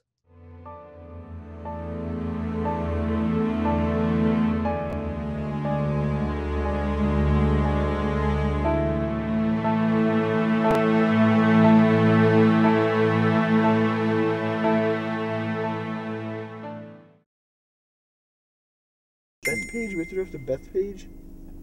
That's what it says. Shit, man. I thought it was going to be all around here. We are delivering flowers all day because this is what the real world on Valentine's Day is like. Grimy and full of retro GPSs. No fucking happiness and no hope. No joy. You gotta have hope, Joe. 2 weeks before Valentine's Day, I was searching around frantically for side jobs. I see drivers wanted. I go in there. They offer me a job for certain days. I told them I can only make some, and that day was Valentine's Day.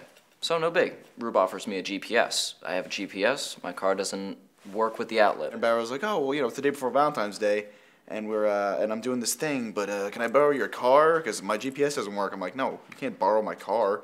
Jumper offers his car, and he comes up with the idea of just turning this into a documentary.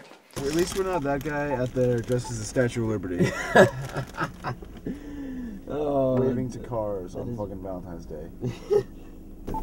Liberty Tax Service, really? What a degrading job. Okay, we are to proceed north. North? This way? This way? Yeah, this is it. Magical. Alright, guys, hold on. Oh, baby. Shit, sorry. Flowers, then hard right turn, then hard right turn. Sorry. 37. So it says 40, 39, 30, 40 right there. Word. 3, 5, 6. Alright, I think it's in the trunk.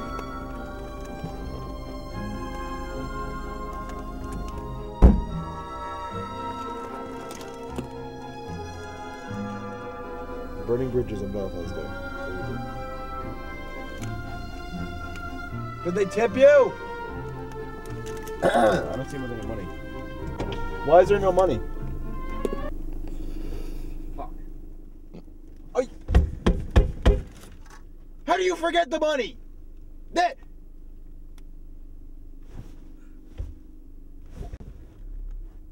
That's why we're here. Would give the money. They don't. They didn't tip you? No, they didn't tip me. Fuck. So we didn't make any As long as money. we give them the signature, we get the money. Oh, okay. That's how it should work. $42 if we do. If we get all these done, we get $42. You said 170. Yo, I said $7 a delivery, and then the guy said, "Oh, you'll get 50 deliveries."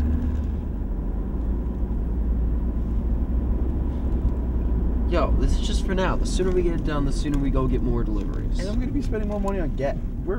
I think I'm making less money here. I think I'm losing money. I thought I was going to get my 300 as the guy promised. He said to me with this big puffy face going, "Well, this was the deal. See, you're going to get about $7 a delivery, and we're going to have about 50 deliveries for you. And by the end of the day, put the math together, the 1 and 2 and 2 and 4, and you get about $300. Okay, well, sign me up. I want $300 in one day. I don't care how hard I have to work. Okay, then it was 170 or 150 after I split a jump. I was like, okay, that's fine. I can still do some car repairs with that. 6 deliveries at a time. You know what? Actually, I lost my W-2 for my tax returns, and I'm cleaning out my car this morning. I found it, so that's actually a really big plus. So that's okay. Now I think about that, it makes me feel a little bit better, and I've calmed down, and I'm sorry for you. What about your W-2s? You found them? I just told the story 3 seconds ago. You forgot already? It's more of a sip than a...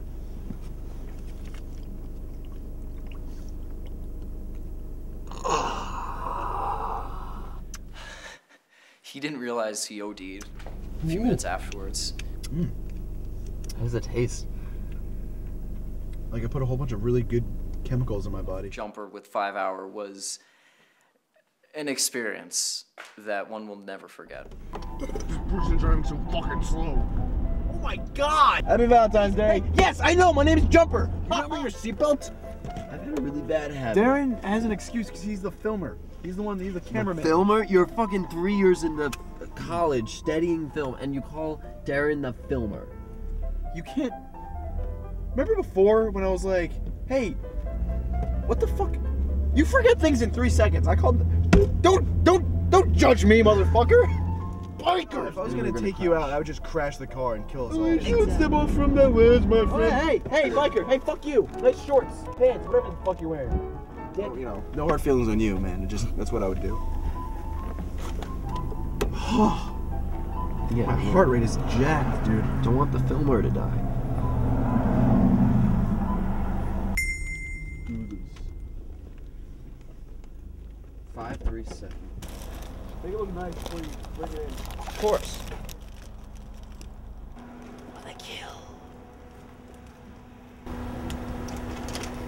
Hi, we have flowers for this address? Yes. Are you, Genevieve? Yeah. Yes, these are for you then. All right. There you go. Thank you. Would you be so kind as to sign your name on the back of here and the time that you got it?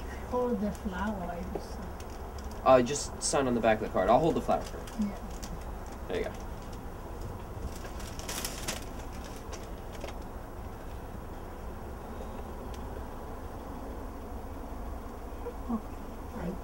you very much, and happy Valentine's Day. Okay. Enjoy.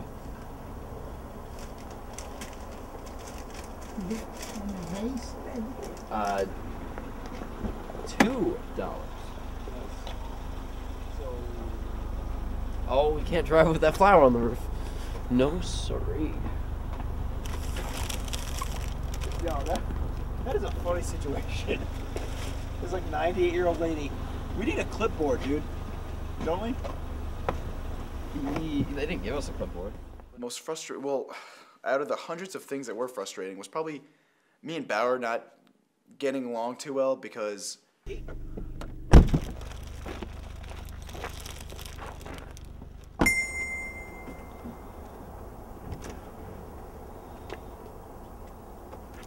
Hi.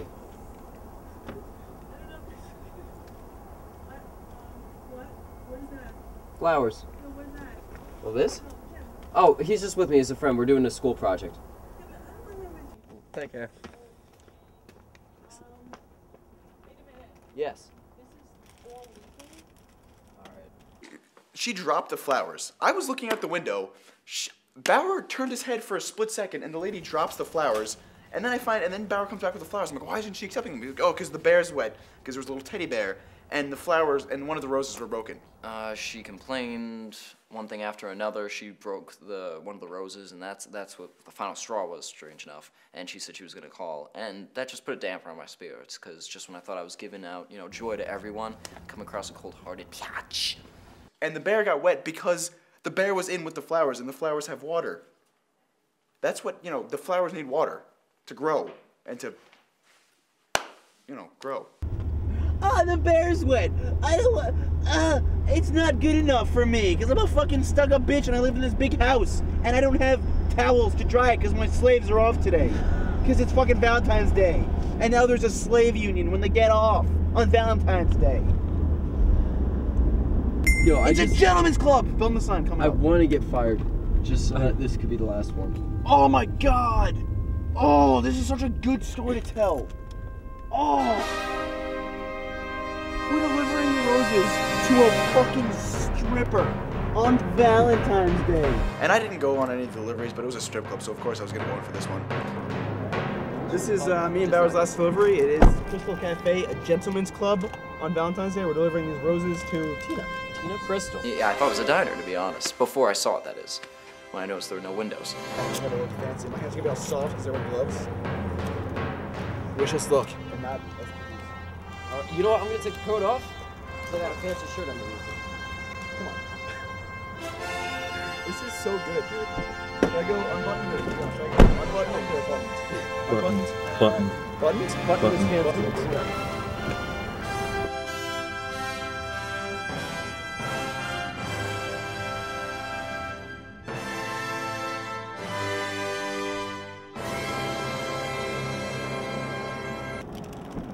It's all a mix-up. I tried explaining it the best I don't know if I can do direct signatures, so I'm taking the flowers back and I'll return them later. That is hilarious. Who's Tina? There's no Tina. They started talking to each other in Spanish and then looking at us like, and she's like, oh yeah, Tina, she working later on. We take flowers. And we're like, no, you need to, well, she needs to sign off. And they're like, no, we can take flowers. So after 15 minutes of arguing with them, we finally we had to give them the thing if they're not home. We give them a little thing and put on the door. And when we walked in, no one was around. Kind of a disappointment. Though I did get to touch a strip pole, which was the first time ever. I washed my hands afterwards. Oh my god, I can't believe that shit. Yeah, we don't need the GPS. So the next delivery. Catching me pick my eye? You gross pervert.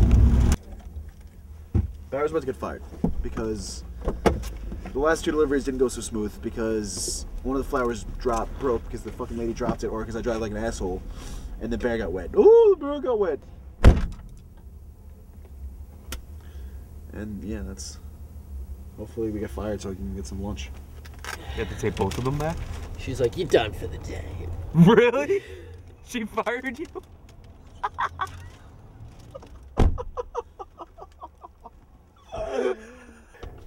$14. He probably didn't even get any money. Did they pay us? I think that's a no. They paid us, Let's right? go. No, they're paying us. Don't you? Whoa, be careful. They're paying us, right? Bauer. A few days, they said. What? A few days for $20? No. We need Day is done. A few days. I'm like, what? Dude, oh, you fucking can't go. $28. You keep on thinking about it. $14 for everything. Fuck.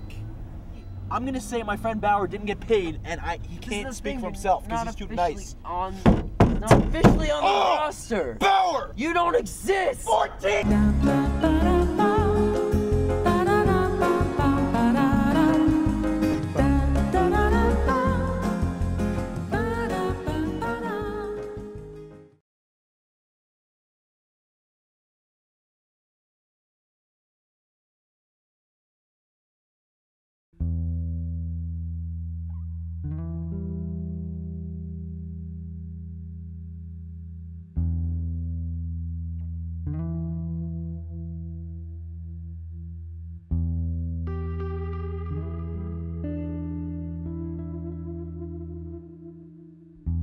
Drummy! Oh, I hate this game. You always win. Well, what else can we play? Oh, how about Crazy Eights? Another game I'll beat you in? Oh, shut up. Hey, listen. So I won. Guess what I get? A soda. Ooh, I didn't think you'd remember. Can I? Okay. Okay. Yes!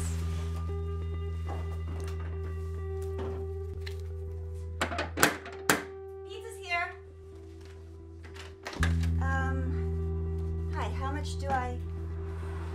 Can I help you? Yeah, I'm Anthony Anders.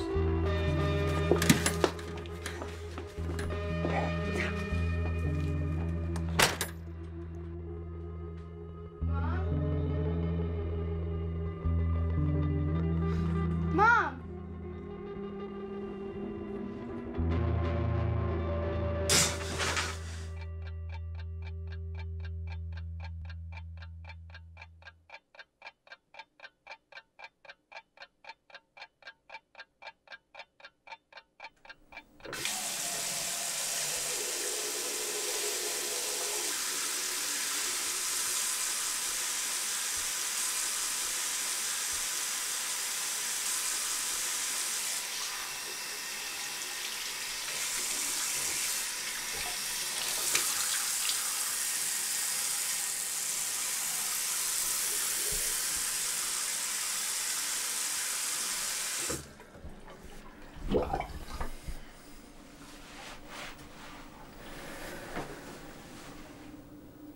Your mother again?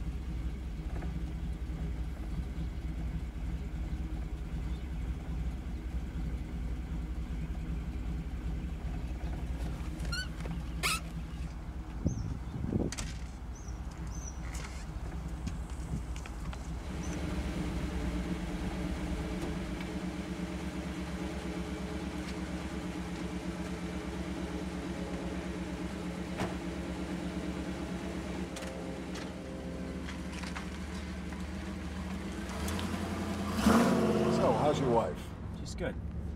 Just all excited about our brother getting out of jail tomorrow. Oh, yeah, right. She's, gonna have him live with us for a little while. Like, he's looking for a job. Fucking kid. Sorry for you. As long as he doesn't wreak havoc, right?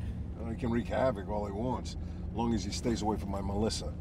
How's she handling him coming back? She's been real quiet lately. She's worried about him coming around bothering her again. Well, I'm picking him up from the jail, so I'll make sure he understands that. Well, you see you do that, Chance. Because if George comes around and bothers Melissa, I'm gonna break his fucking legs. So where to today? Some guy up in Highland Park. Highland Park? Yeah, he wants some fancy shit for some fancy people. By the way, on Friday, we're gonna go to the airport, pick up a friend of mine from out west. Out west? Yeah, out west. He says he's got some new dope from across the Pacific. I told him I know if I'm interested, but I told him come out for a week, we'll talk about it. Huh. Never heard of you dealing with anybody from out west. Yeah. He was here a long time ago. You don't know him.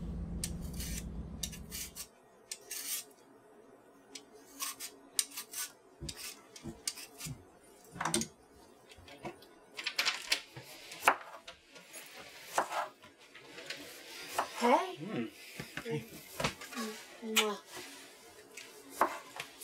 Oh, good. Yeah? Thanks. How was work? Ah, same old, same old. Uncle Marty's a funny guy. We're talking about your brother. And what? And he's excited to have him back. Hey, look, you don't have to lie to me. I know that my brother's done some stupid things. I'm just really hoping that being in jail has changed him. I guess we'll find out. And remember, tomorrow, after you're through working with your uncle, you have to remember to pick him up. Yeah. Well, look, he's got nowhere else to go. At least act a little happy that he's come back. Don't worry. I've got my share of fake smiles and laughs. Just don't expect me to be like one of his prison buddies, though. I'm comfortable with my sexual orientation. God, you're such an asshole. I'm kidding. Yeah, kidding my ass. I mean, you'd love it if they... No, you know what? I don't want to think about it. I don't. He deserves what he gets. And remember, if it weren't for you two being friends at one time, you and I never would have met. Yeah, I know.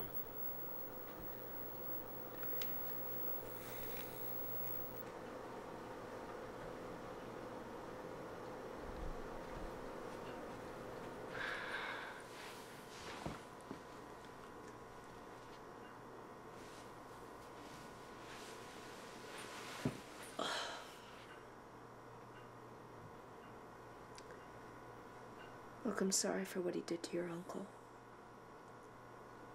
And to Melissa. But you know what? At least he got punished. You know, being in jail for 5 years, it has to make someone realize that this isn't what they want to do for the rest of their life.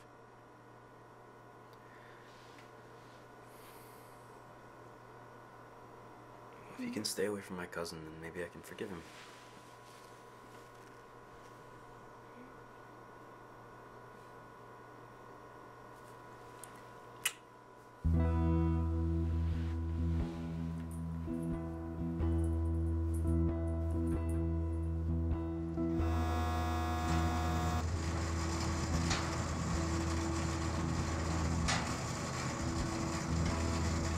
Wow, Dad. Still got that old Firebird, huh? Yeah. We're giving this baby up. Even did some work under the hood. Nice. You work in that auto body shop down in Englishtown, huh? How's that treat you? Actually, I quit about a year ago. Oh, really? Why? Get my own shop. Plus, my uncle's paying me double just to drive him around. It's probably just to keep tabs in the car, though, make sure I don't fuck it up. I hear you. Speaking of your uncle, how's Melissa doing? She's fine. That's good. She seemed kind of upset, you know, when I went in. Yeah, well, lots happened since then. I wouldn't be surprised if she's moved on. You should too. Come on, let's just make a difference.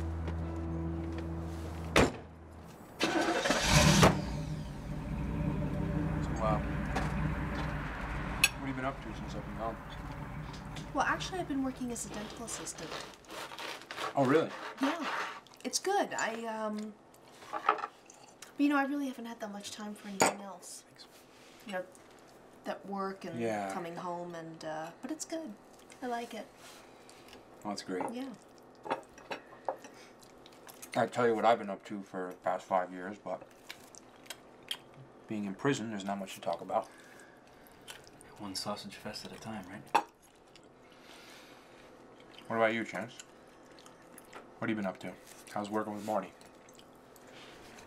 Well, since I've started working for him, I see him in a whole different light. It's like he's got this sense. He can feel when danger's coming.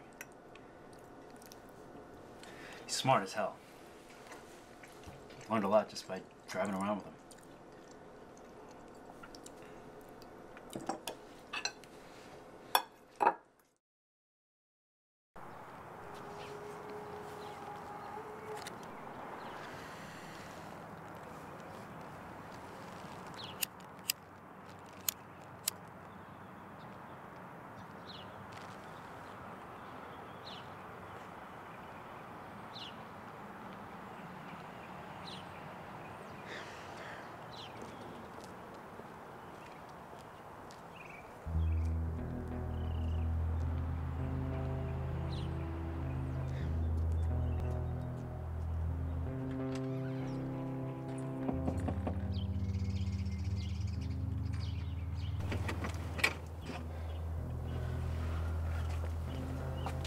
What the fuck are you doing here?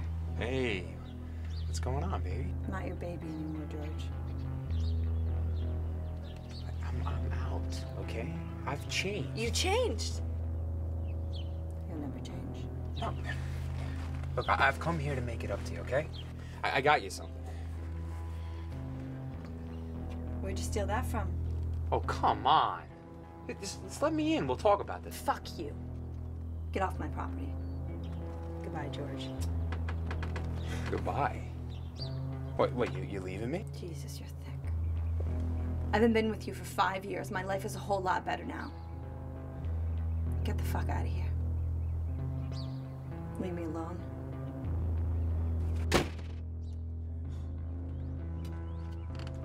You're gonna fucking regret this, Melissa! You're gonna pay.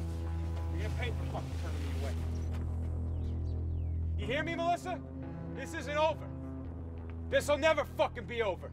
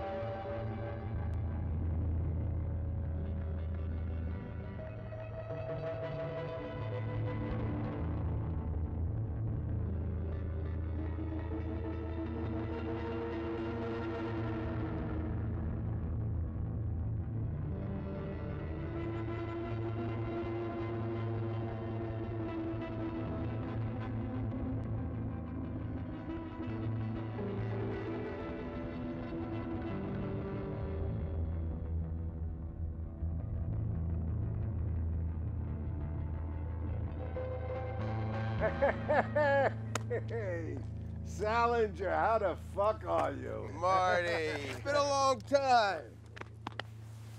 But I'm sure we could get back to doing business like the old days. Well, let's hope so.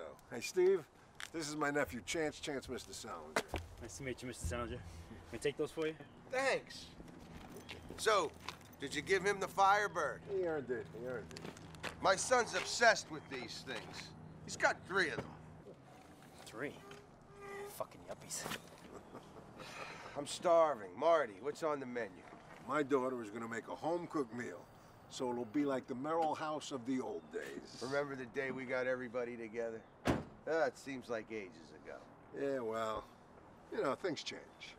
Tell me about it.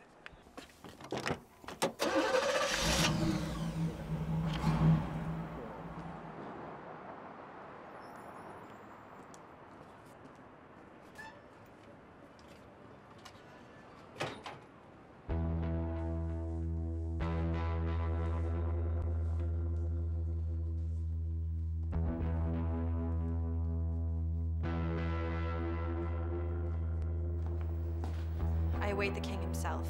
His knights are in need of training.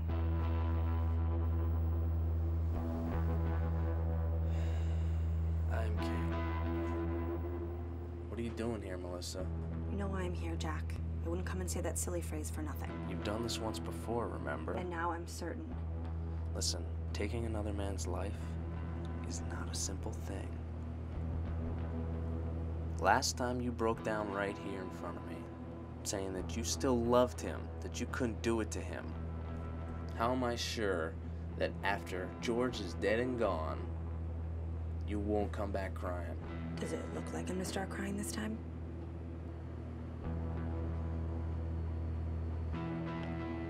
No, I guess not. Please, Jack. I don't know what he's capable of. He comes back, he says he's changed, but prison does a lot to a person. And I wouldn't be surprised if he's worse off now than he ever was. I fear for my father. George despises him, and I don't know what he's capable of, and I don't want to sit around to find out. What does Chance think about all this? I haven't told him. George came by this morning, and then I came straight here. Listen, go cool down. If you still feel this way tomorrow, send Chance over to come see me. If he agrees, then I'll do it. Thank you, Jack. I'll talk to Chance tonight. Shit. I gotta go. I'll talk to you later, Jack.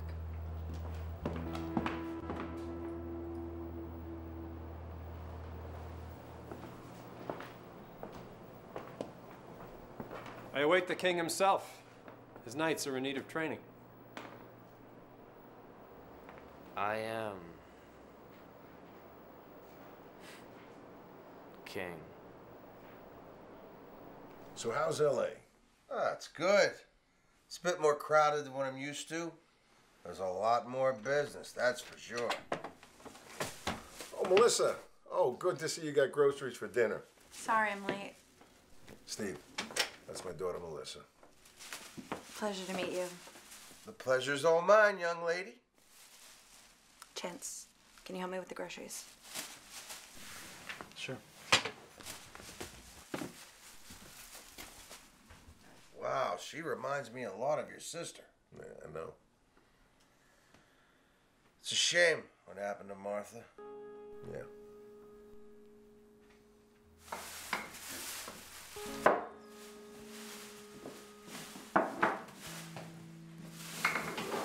George came to see me. I thought I gave him the hint that you moved on. He said he's changed. So he's been saying. Time will tell, right? Things got pretty heated, so I went to see Jack. Jack? That Jack? Yeah, that Jack. What the hell for? I want George out of my life, Chance. Jack said he wouldn't do anything until you said so. Melissa, you're not a killer. I'm not the one pulling the trigger. You might as well be. Look, you can't take that back. I'm not a child anymore, Chance. I can make my own fucking decisions. Does hating a man that much give you the right to take his life?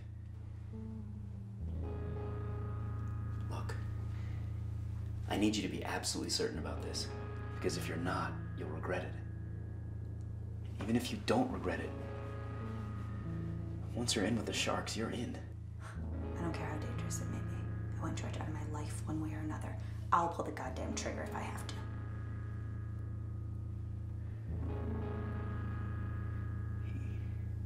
He's my wife's brother. If she ever found out about this, my life would be over. It's me or him, Chance. Who do you want to live without?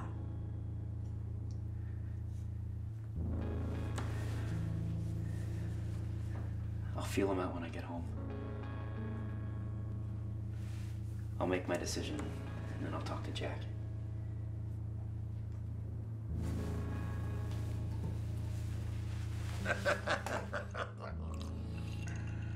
You know, your father and I were just talking about how much you remind us of Chance's mother. I guess a little bit. She was a great host, that woman. So, Mom used to cook for you two back in the day? That's right. For the whole round table crew. Round table? You never told him? Told me what? Salinger here and I, we're part of one of the largest rings in the United States. Don't be modest. The largest. Marty, myself, my friend Mikey Malekis, and his friend, Connor Clenning.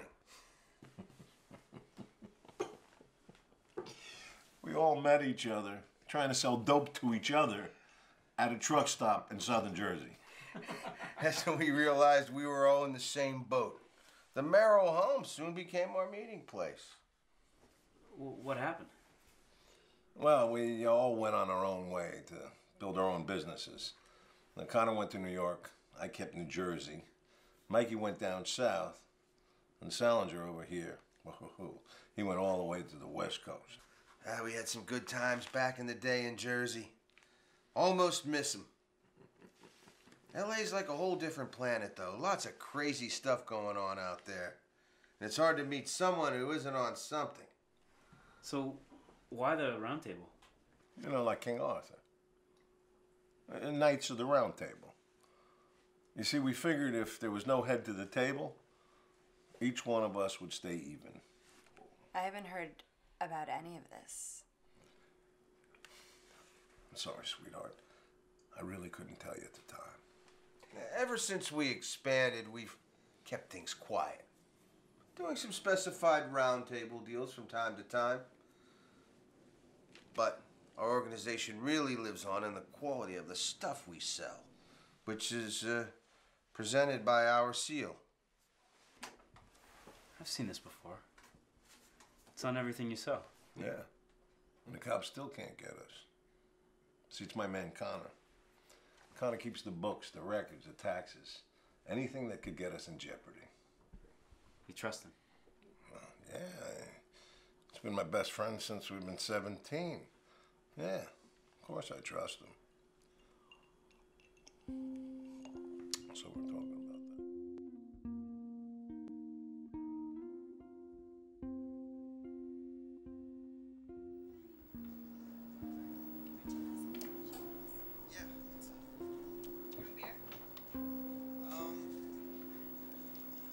Yeah, I suppose so. Why not? So how'd you think you did on the last test? No, I'm sorry, man. Was the TV too loud? I didn't mean to wake you. Just getting a glass of water. So I studied a lot. You did? Yeah. Yeah, I don't think I did. Yeah, I went to the party the night before.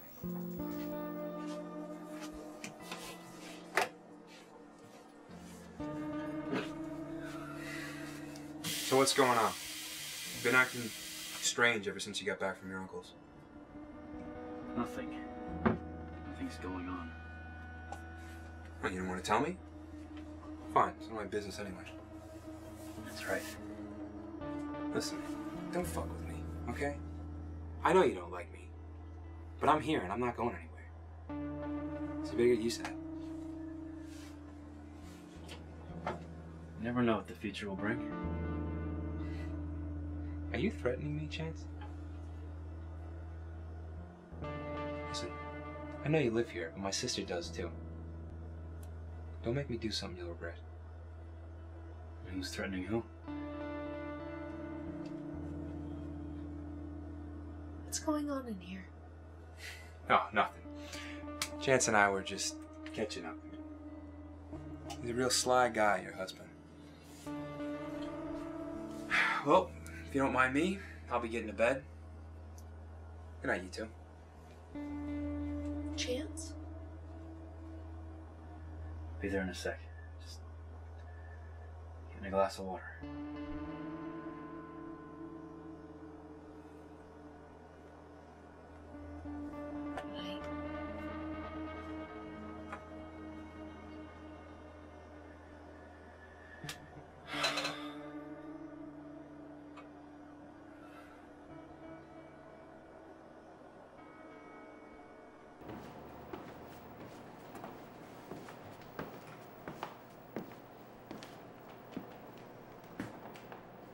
I await the king himself.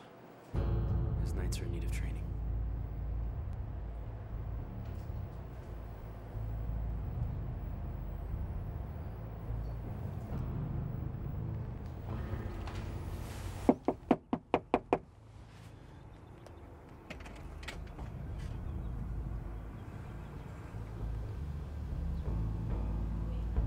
Okay.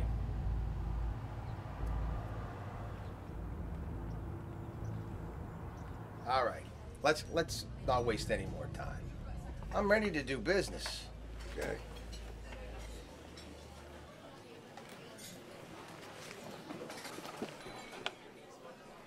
Well, You're kidding, right? what are you talking about? Hey, this stuff's great money. You're gonna be able to sell this for double what I'm gonna offer you. Steve, I don't do business this way. What? You do business with everything. I know about some of the freaky shit you do. Always with special orders. And I told the dealers that I only wanted to buy a little bit. I've had enough trouble dealing with the wrong shit. Oh, look, I want to start my shit here in Jersey. I know this is going to be a big sell. Now, please. You know if you don't buy it, I can't sell it here. You know that. I don't deal with this stuff. What happened to the stuff you used to deal with, Steve? The Rainbow Works, the Crackle Pops, the Angel Wings. This is new age shit. This is what the 21st century wants. Not those fucking Rainbow Works. Those are yesterday's products. These guys are looking for a new taste, and I got it. Well, maybe you'll have to speak to Connor and have him move it in New York. I already asked Connor. He said this stuff's already on the streets up there. Now, I'm screwed without you. What about the West Coast? Doesn't anybody want it out there? Business is great there. But I wanted to expand with my buddies on the East Side. With the table. Well, you're gonna have to expand down south with Anders. I'm out. You're making a big mistake, Marty. Now I'm selling this shit here, and that's final. Don't be stupid, Steve. Remember what happened to Mikey? Wouldn't want that to happen to you. Yeah. Poor Mikey. I always hated you and Connor for that. I'll see you around, Marty. See you around.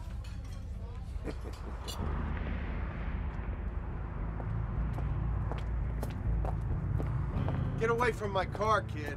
I'm gonna run your ass down. Hey, you're Steve Salinger, right? What if I am? Yeah, I'm a friend of Marty's. I was looking for some work. Well, why don't you go work for Marty if you're such friends and all? We're not really on good terms. I just got out of jail, and I was with his daughter before I got in. Listen, I was wondering if you'd give me some work. Sorry, kid, I can't help you. Shit, man, I need this fucking money. So, what happened to Mikey? Yeah, let's just say it's a long story. Maybe I'll tell you sometime. You're not even worried about him? Fuck him. We're in the same rackets. He knows the rules. Rules we made up 30 years ago. If he screws with me, he's gone. Come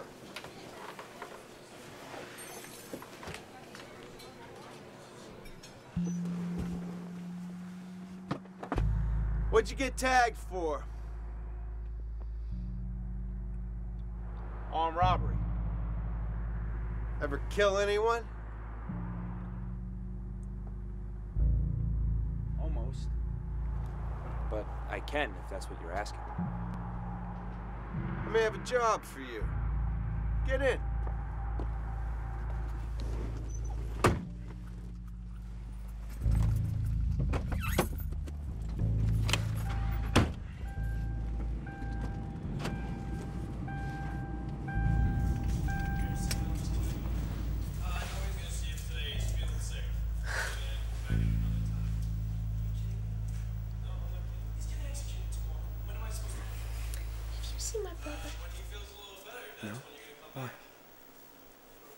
It's just that he's been gone all day.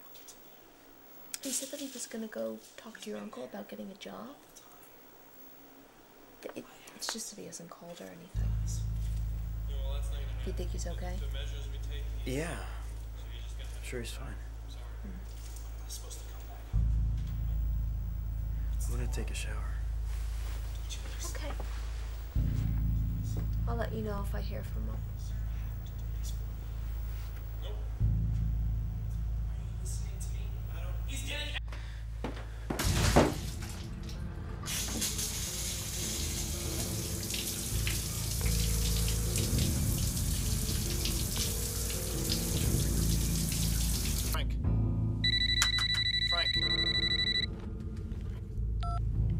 Hello? Melissa, it's Chance. Hey. Are you okay? You sound... Has our mutual friend done his deed yet? Mutual friend, what are you talking about? You know. No, I don't. That's why I just said, who the hell are you talking about? Melissa, our mutual friend. The one you saw the other day. Oh, you mean... Yes! Yes, that person. Has he done the deed or not? No, he said he's got a couple things to do. Why? George hasn't been home all day. Glenn said he went to see your father about a job, which means I would have seen him. I haven't. Look, are you sure? Yes. This is strange. I mean, if you're that worried, I guess I could call him. Yeah, call me back.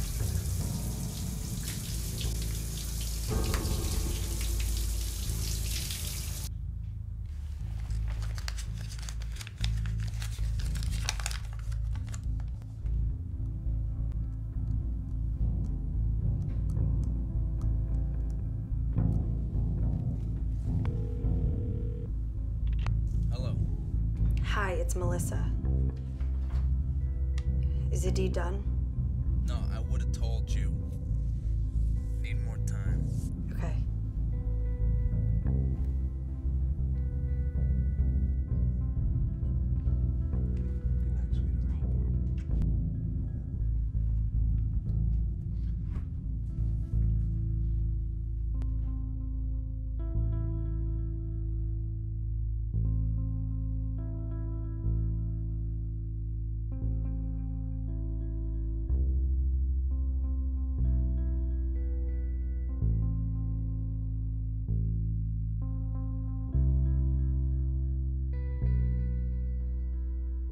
Marty, myself, my friend Mikey Malekis, and his friend Connor Clenning.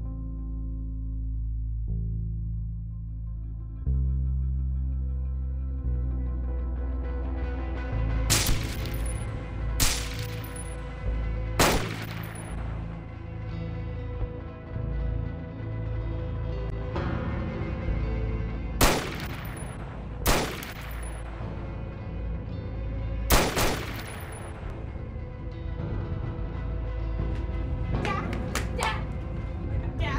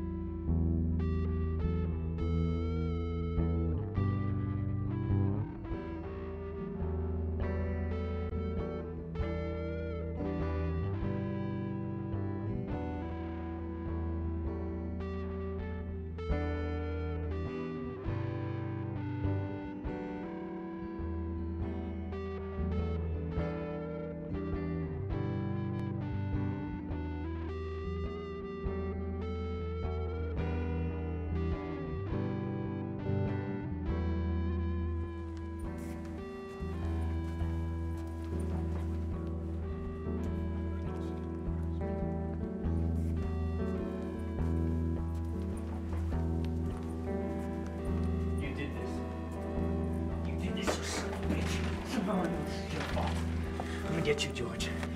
I'm gonna fucking get you.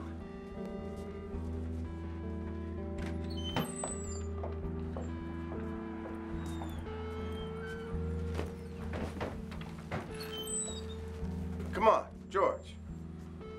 We have work to do.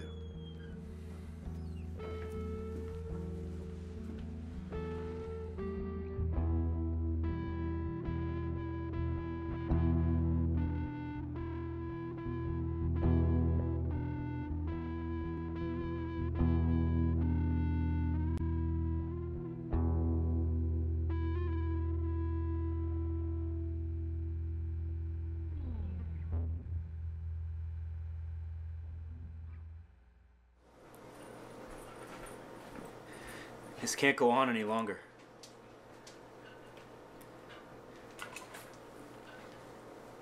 What? You know what?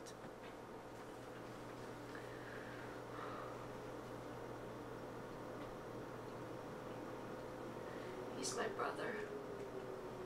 He killed my uncle. You don't know that. Is it not a possibility?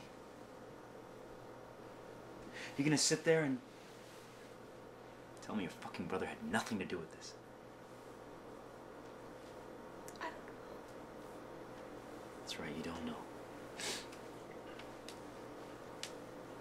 He could be a killer for all we know.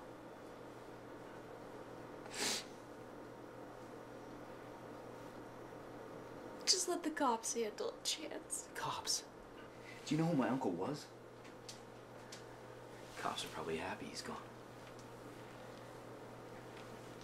They won't help me. I have to do this myself.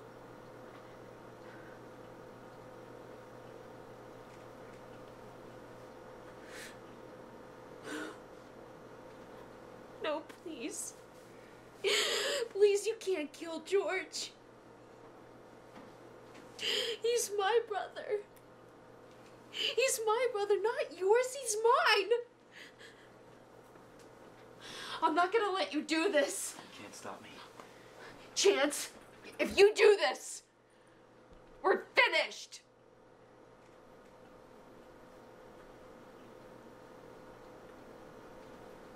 If you protect your brother over me, we're already finished.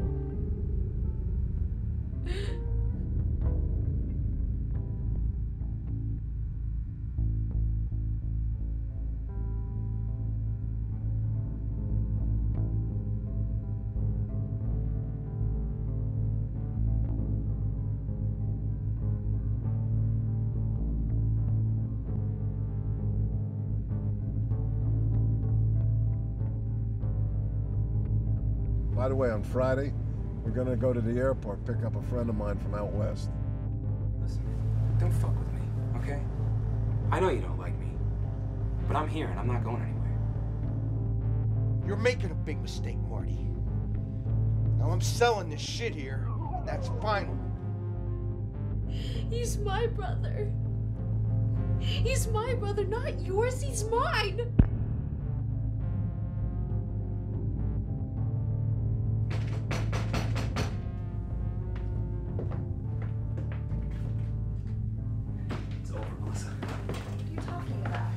George goes tonight, with or without Jack's help. Wait, let me talk to Jack to make sure that I don't everything... have time for that. Gwen knows I'm going after George. She's probably gonna call the cops, so I have to do this now. Chance, you're not a killer. Your father meant everything to me. I let my mother die for nothing. I'm not letting him.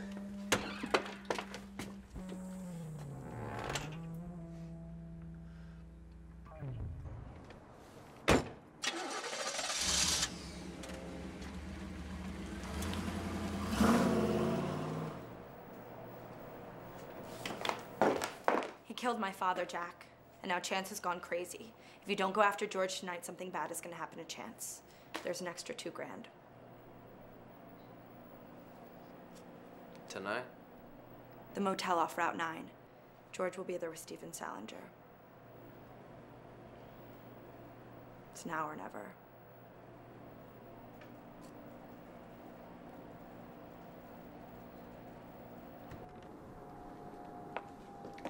Ah, I forgot my coat. Here. Get in the car.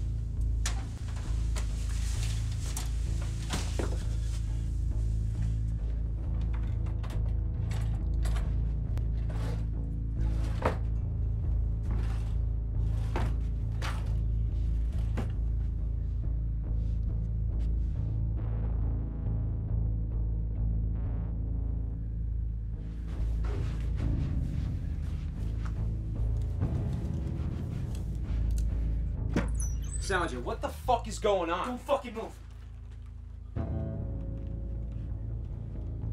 You killed Salinger? I didn't do anything to that fuck. I'm here for you, and you alone. Salinger's death makes for a nice cover, though. You came in, got pissed, and drew your gun. Then he thought you were crazy, so he pulled his gun. By the time enough bullets flew, you both bled to death. What the fuck are you talking about? If you didn't kill Salinger, then who did? Fuck if I know, nor do I care. You killed my uncle, George. I'm gonna kill you. So you're a killer now, huh? Who are you kidding, Chance? You're just like him, though. Your uncle. You two are all bark and no bite. You're a fucking paper tiger, always promising things that you can't deliver. Your master's dead, puppy. Why don't you go run home and cry over him and your dead mother? Fuck you, you son of a bitch. If you really wanted to kill me, you would have done it already. My uncle deserved better than to be murdered by a prick like you. I didn't kill your uncle, shithead. You're lying. You really are stupid. You think I was that dumb to get my hands dirty, killing your uncle? Think about it, Chance. Who did you go to when you didn't want to get your hands bloody? Huh? Even more importantly, who did your cousin go to? Jack.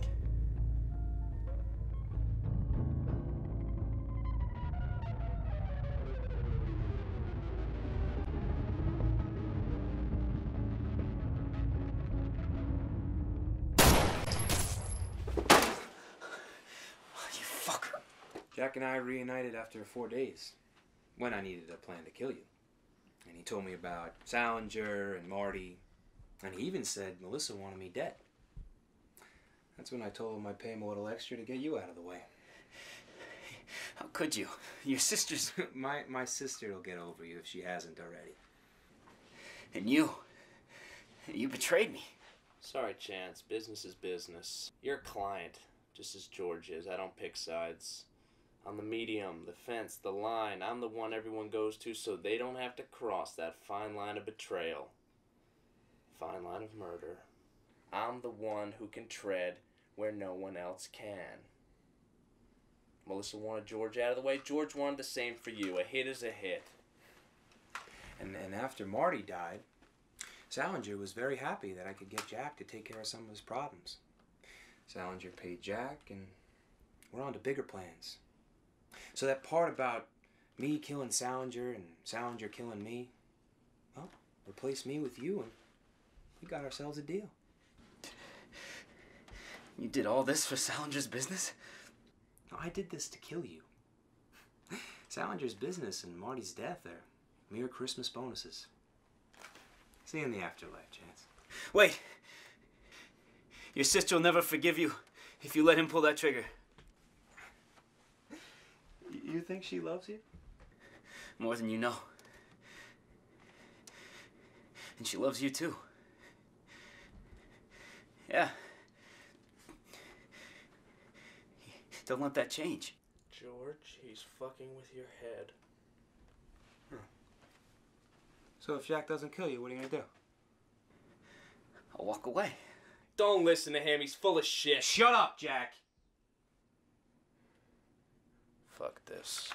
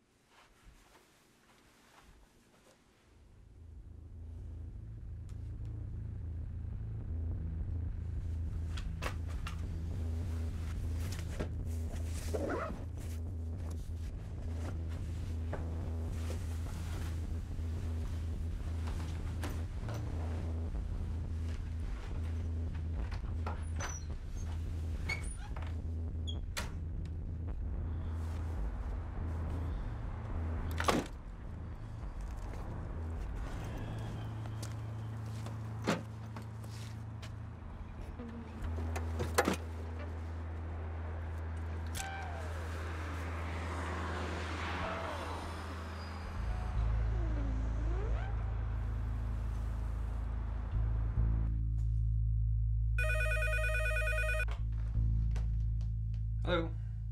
Dad, it's Jack. How'd everything go? Everything went fine. No one stands in your way now. The round table is yours.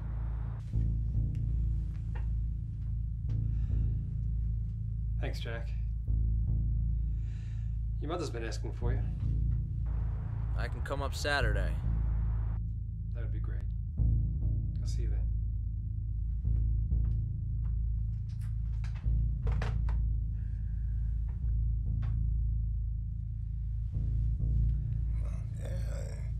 He's been my best friend since we've been 17. Yeah, of course I trust him.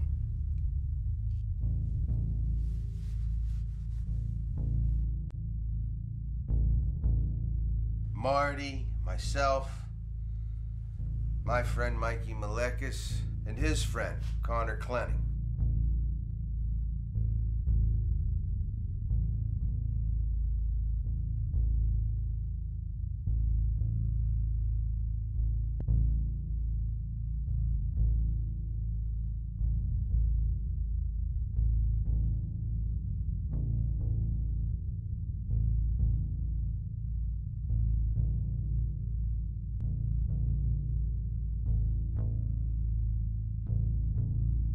We had some good times back in the day in Jersey.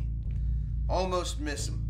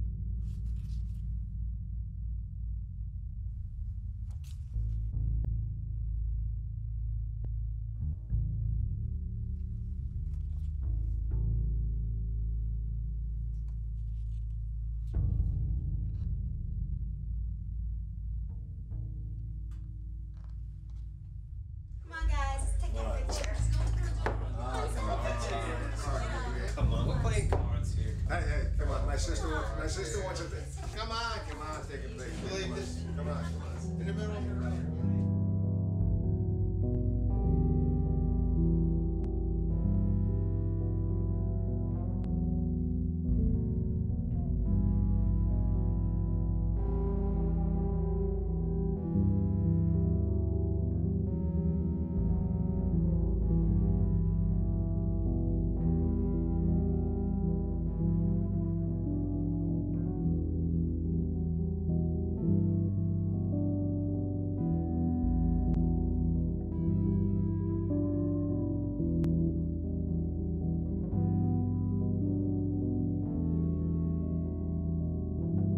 Pizza's here.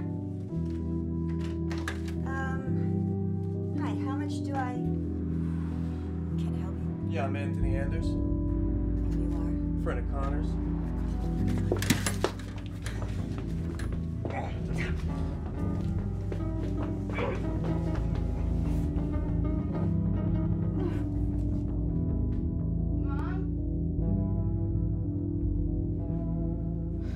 Mom!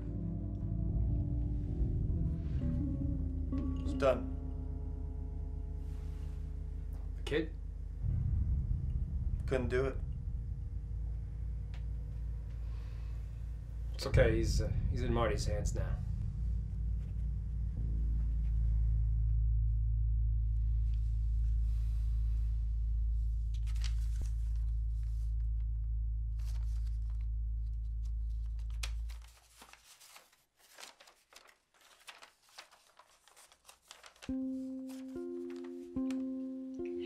Dear Connor, I know now what happened between us was nothing more than lust, and the mistake you left behind will only be a burden on you if I don't get rid of it. But the truth is, I don't want to get rid of it. I want to remember the time we had together, whether it was right or wrong. This child will be the only thing I have left of you. I understand you have to go back to Caitlin and Jack, but it doesn't mean I should be left alone. It's been long enough now to know that it is a boy, and I know that he will be my knight in shining armor. I want our son. I want to love him and protect him and help him make a life for himself. I'm not asking you for anything, but to know that he exists. Maybe watch over him from time to time. I will never mention you or the round table. These will now be things of the past. I've already told Marty I'm pregnant, but that's all. He didn't know how to handle it, but it's not his decision. It's not your decision. From now on, this child is mine. He has no father, never has and never will.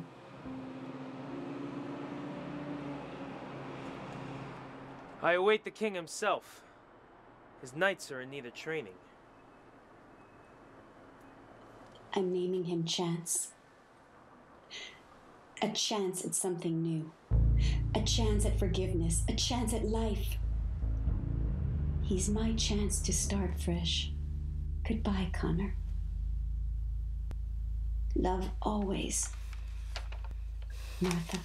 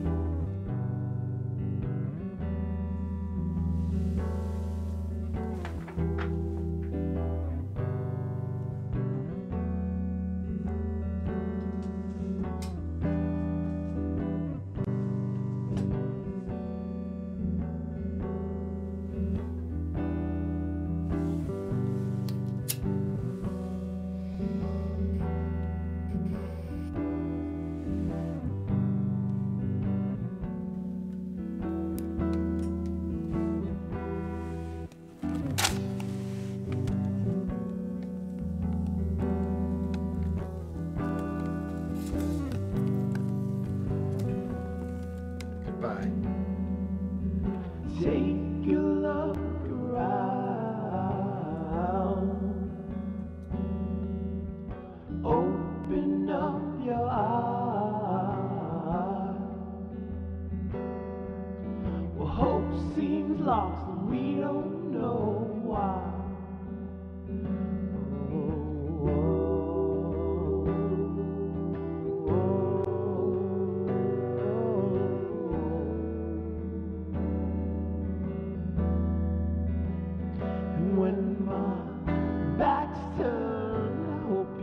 Your eyes on me, you were mine. Back's turned, I hope you got your eyes on me. Yeah, when my back's turned, I hope you got your eyes on me. When my back's turned, I hope you got your eyes on me. Yeah.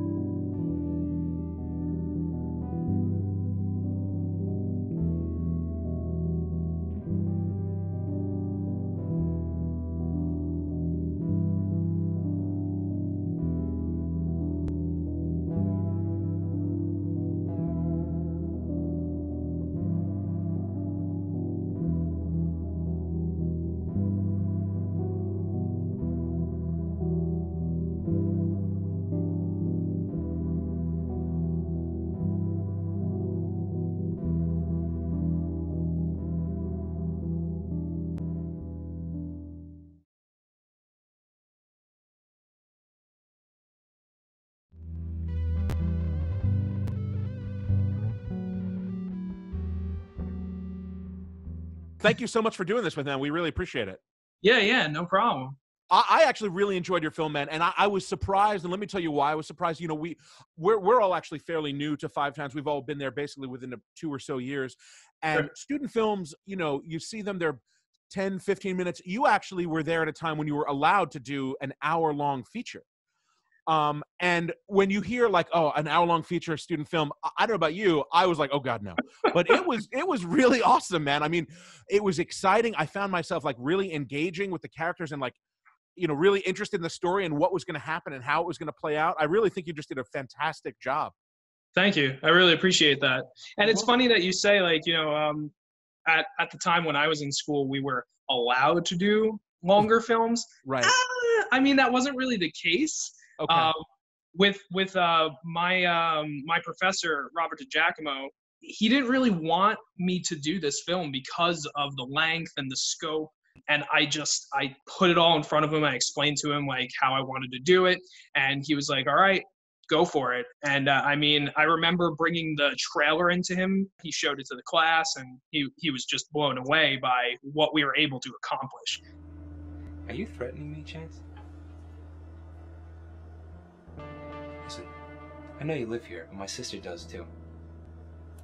Don't make me do something you'll regret. Who's threatening who? A lot of things that require a lot of preparation and work, such as you know, like having moving vehicles and having cigarettes and having guns on set. Can you talk about how you followed either industry best practices or what you guys did to pull off all of that? You know, when it came guns, especially, like I had to follow every rule in the book because I mean, we're making a film that the school has to back, you know? So I dealt a lot with the department that deals with insurance at our school, and they had to get me all these types of insurances for certain locations for the prop weapons that we were using. I used a company in Manhattan called Weapons Specialists, and I went there. You know, I had to sign contracts with them. They had to get the information from the school and okay that we were using the weapons on set and things like that. We didn't actually have to have someone on set with us, but I had to have that contract on hand. So if we ran into any issues, I'd be able to present to that to whatever a police officer or something like that. Hey, I do have permission to use these prop guns or whatever the case is. You killed Salinger? I didn't do anything to that fuck. I'm here for you, and you alone. There was an incident, but it wasn't because of the guns, actually. The vehicle in the film, the Firebird, it's actually my father's Firebird, and he was on set with us to shoot the exteriors of the hotel scene at the end, and he was sitting waiting outside while we were finishing up the interiors, and police officers came up to him because it was a bit of a sketchy hotel we were using, and they were wondering what he was doing there. You know, this bright red Firebird, and he's sitting in the parking lot, and these two, you know, detectives, they were, you know, in plain clothes. They were like, "What are you doing here? Why are you here?" And that was the only trouble we ever ran into while we were on set. But ultimately, it all turned out fine. I mean, nothing happened. It's an indie film, so we had to work around certain things, but most of it was up to code thanks to the school allowing us to get insurance for certain things.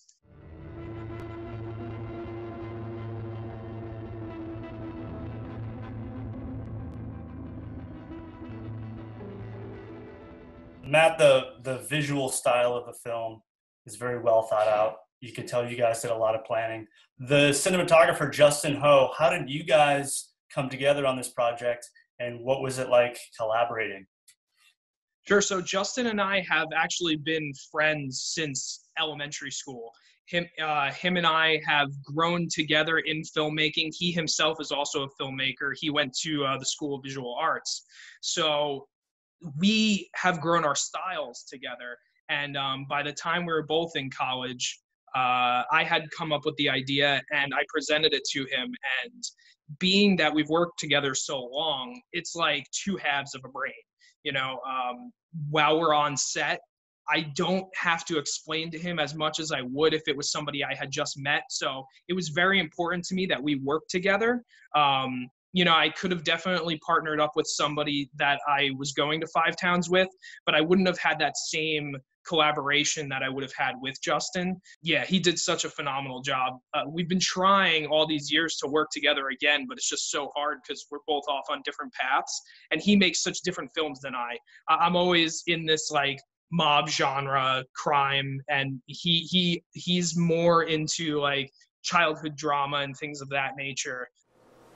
Is it not a possibility? It's actually an idea I've had for a long time. It just, you know, again, I think I wrote it one summer just like hanging out at my dad's as a kid. And, you know, I'm big into Scarface and Goodfellas, Scorsese, Brian De Palma. So it just popped into my head when I was a kid. Your father meant everything to me. I let my mother die for nothing. I'm not letting him.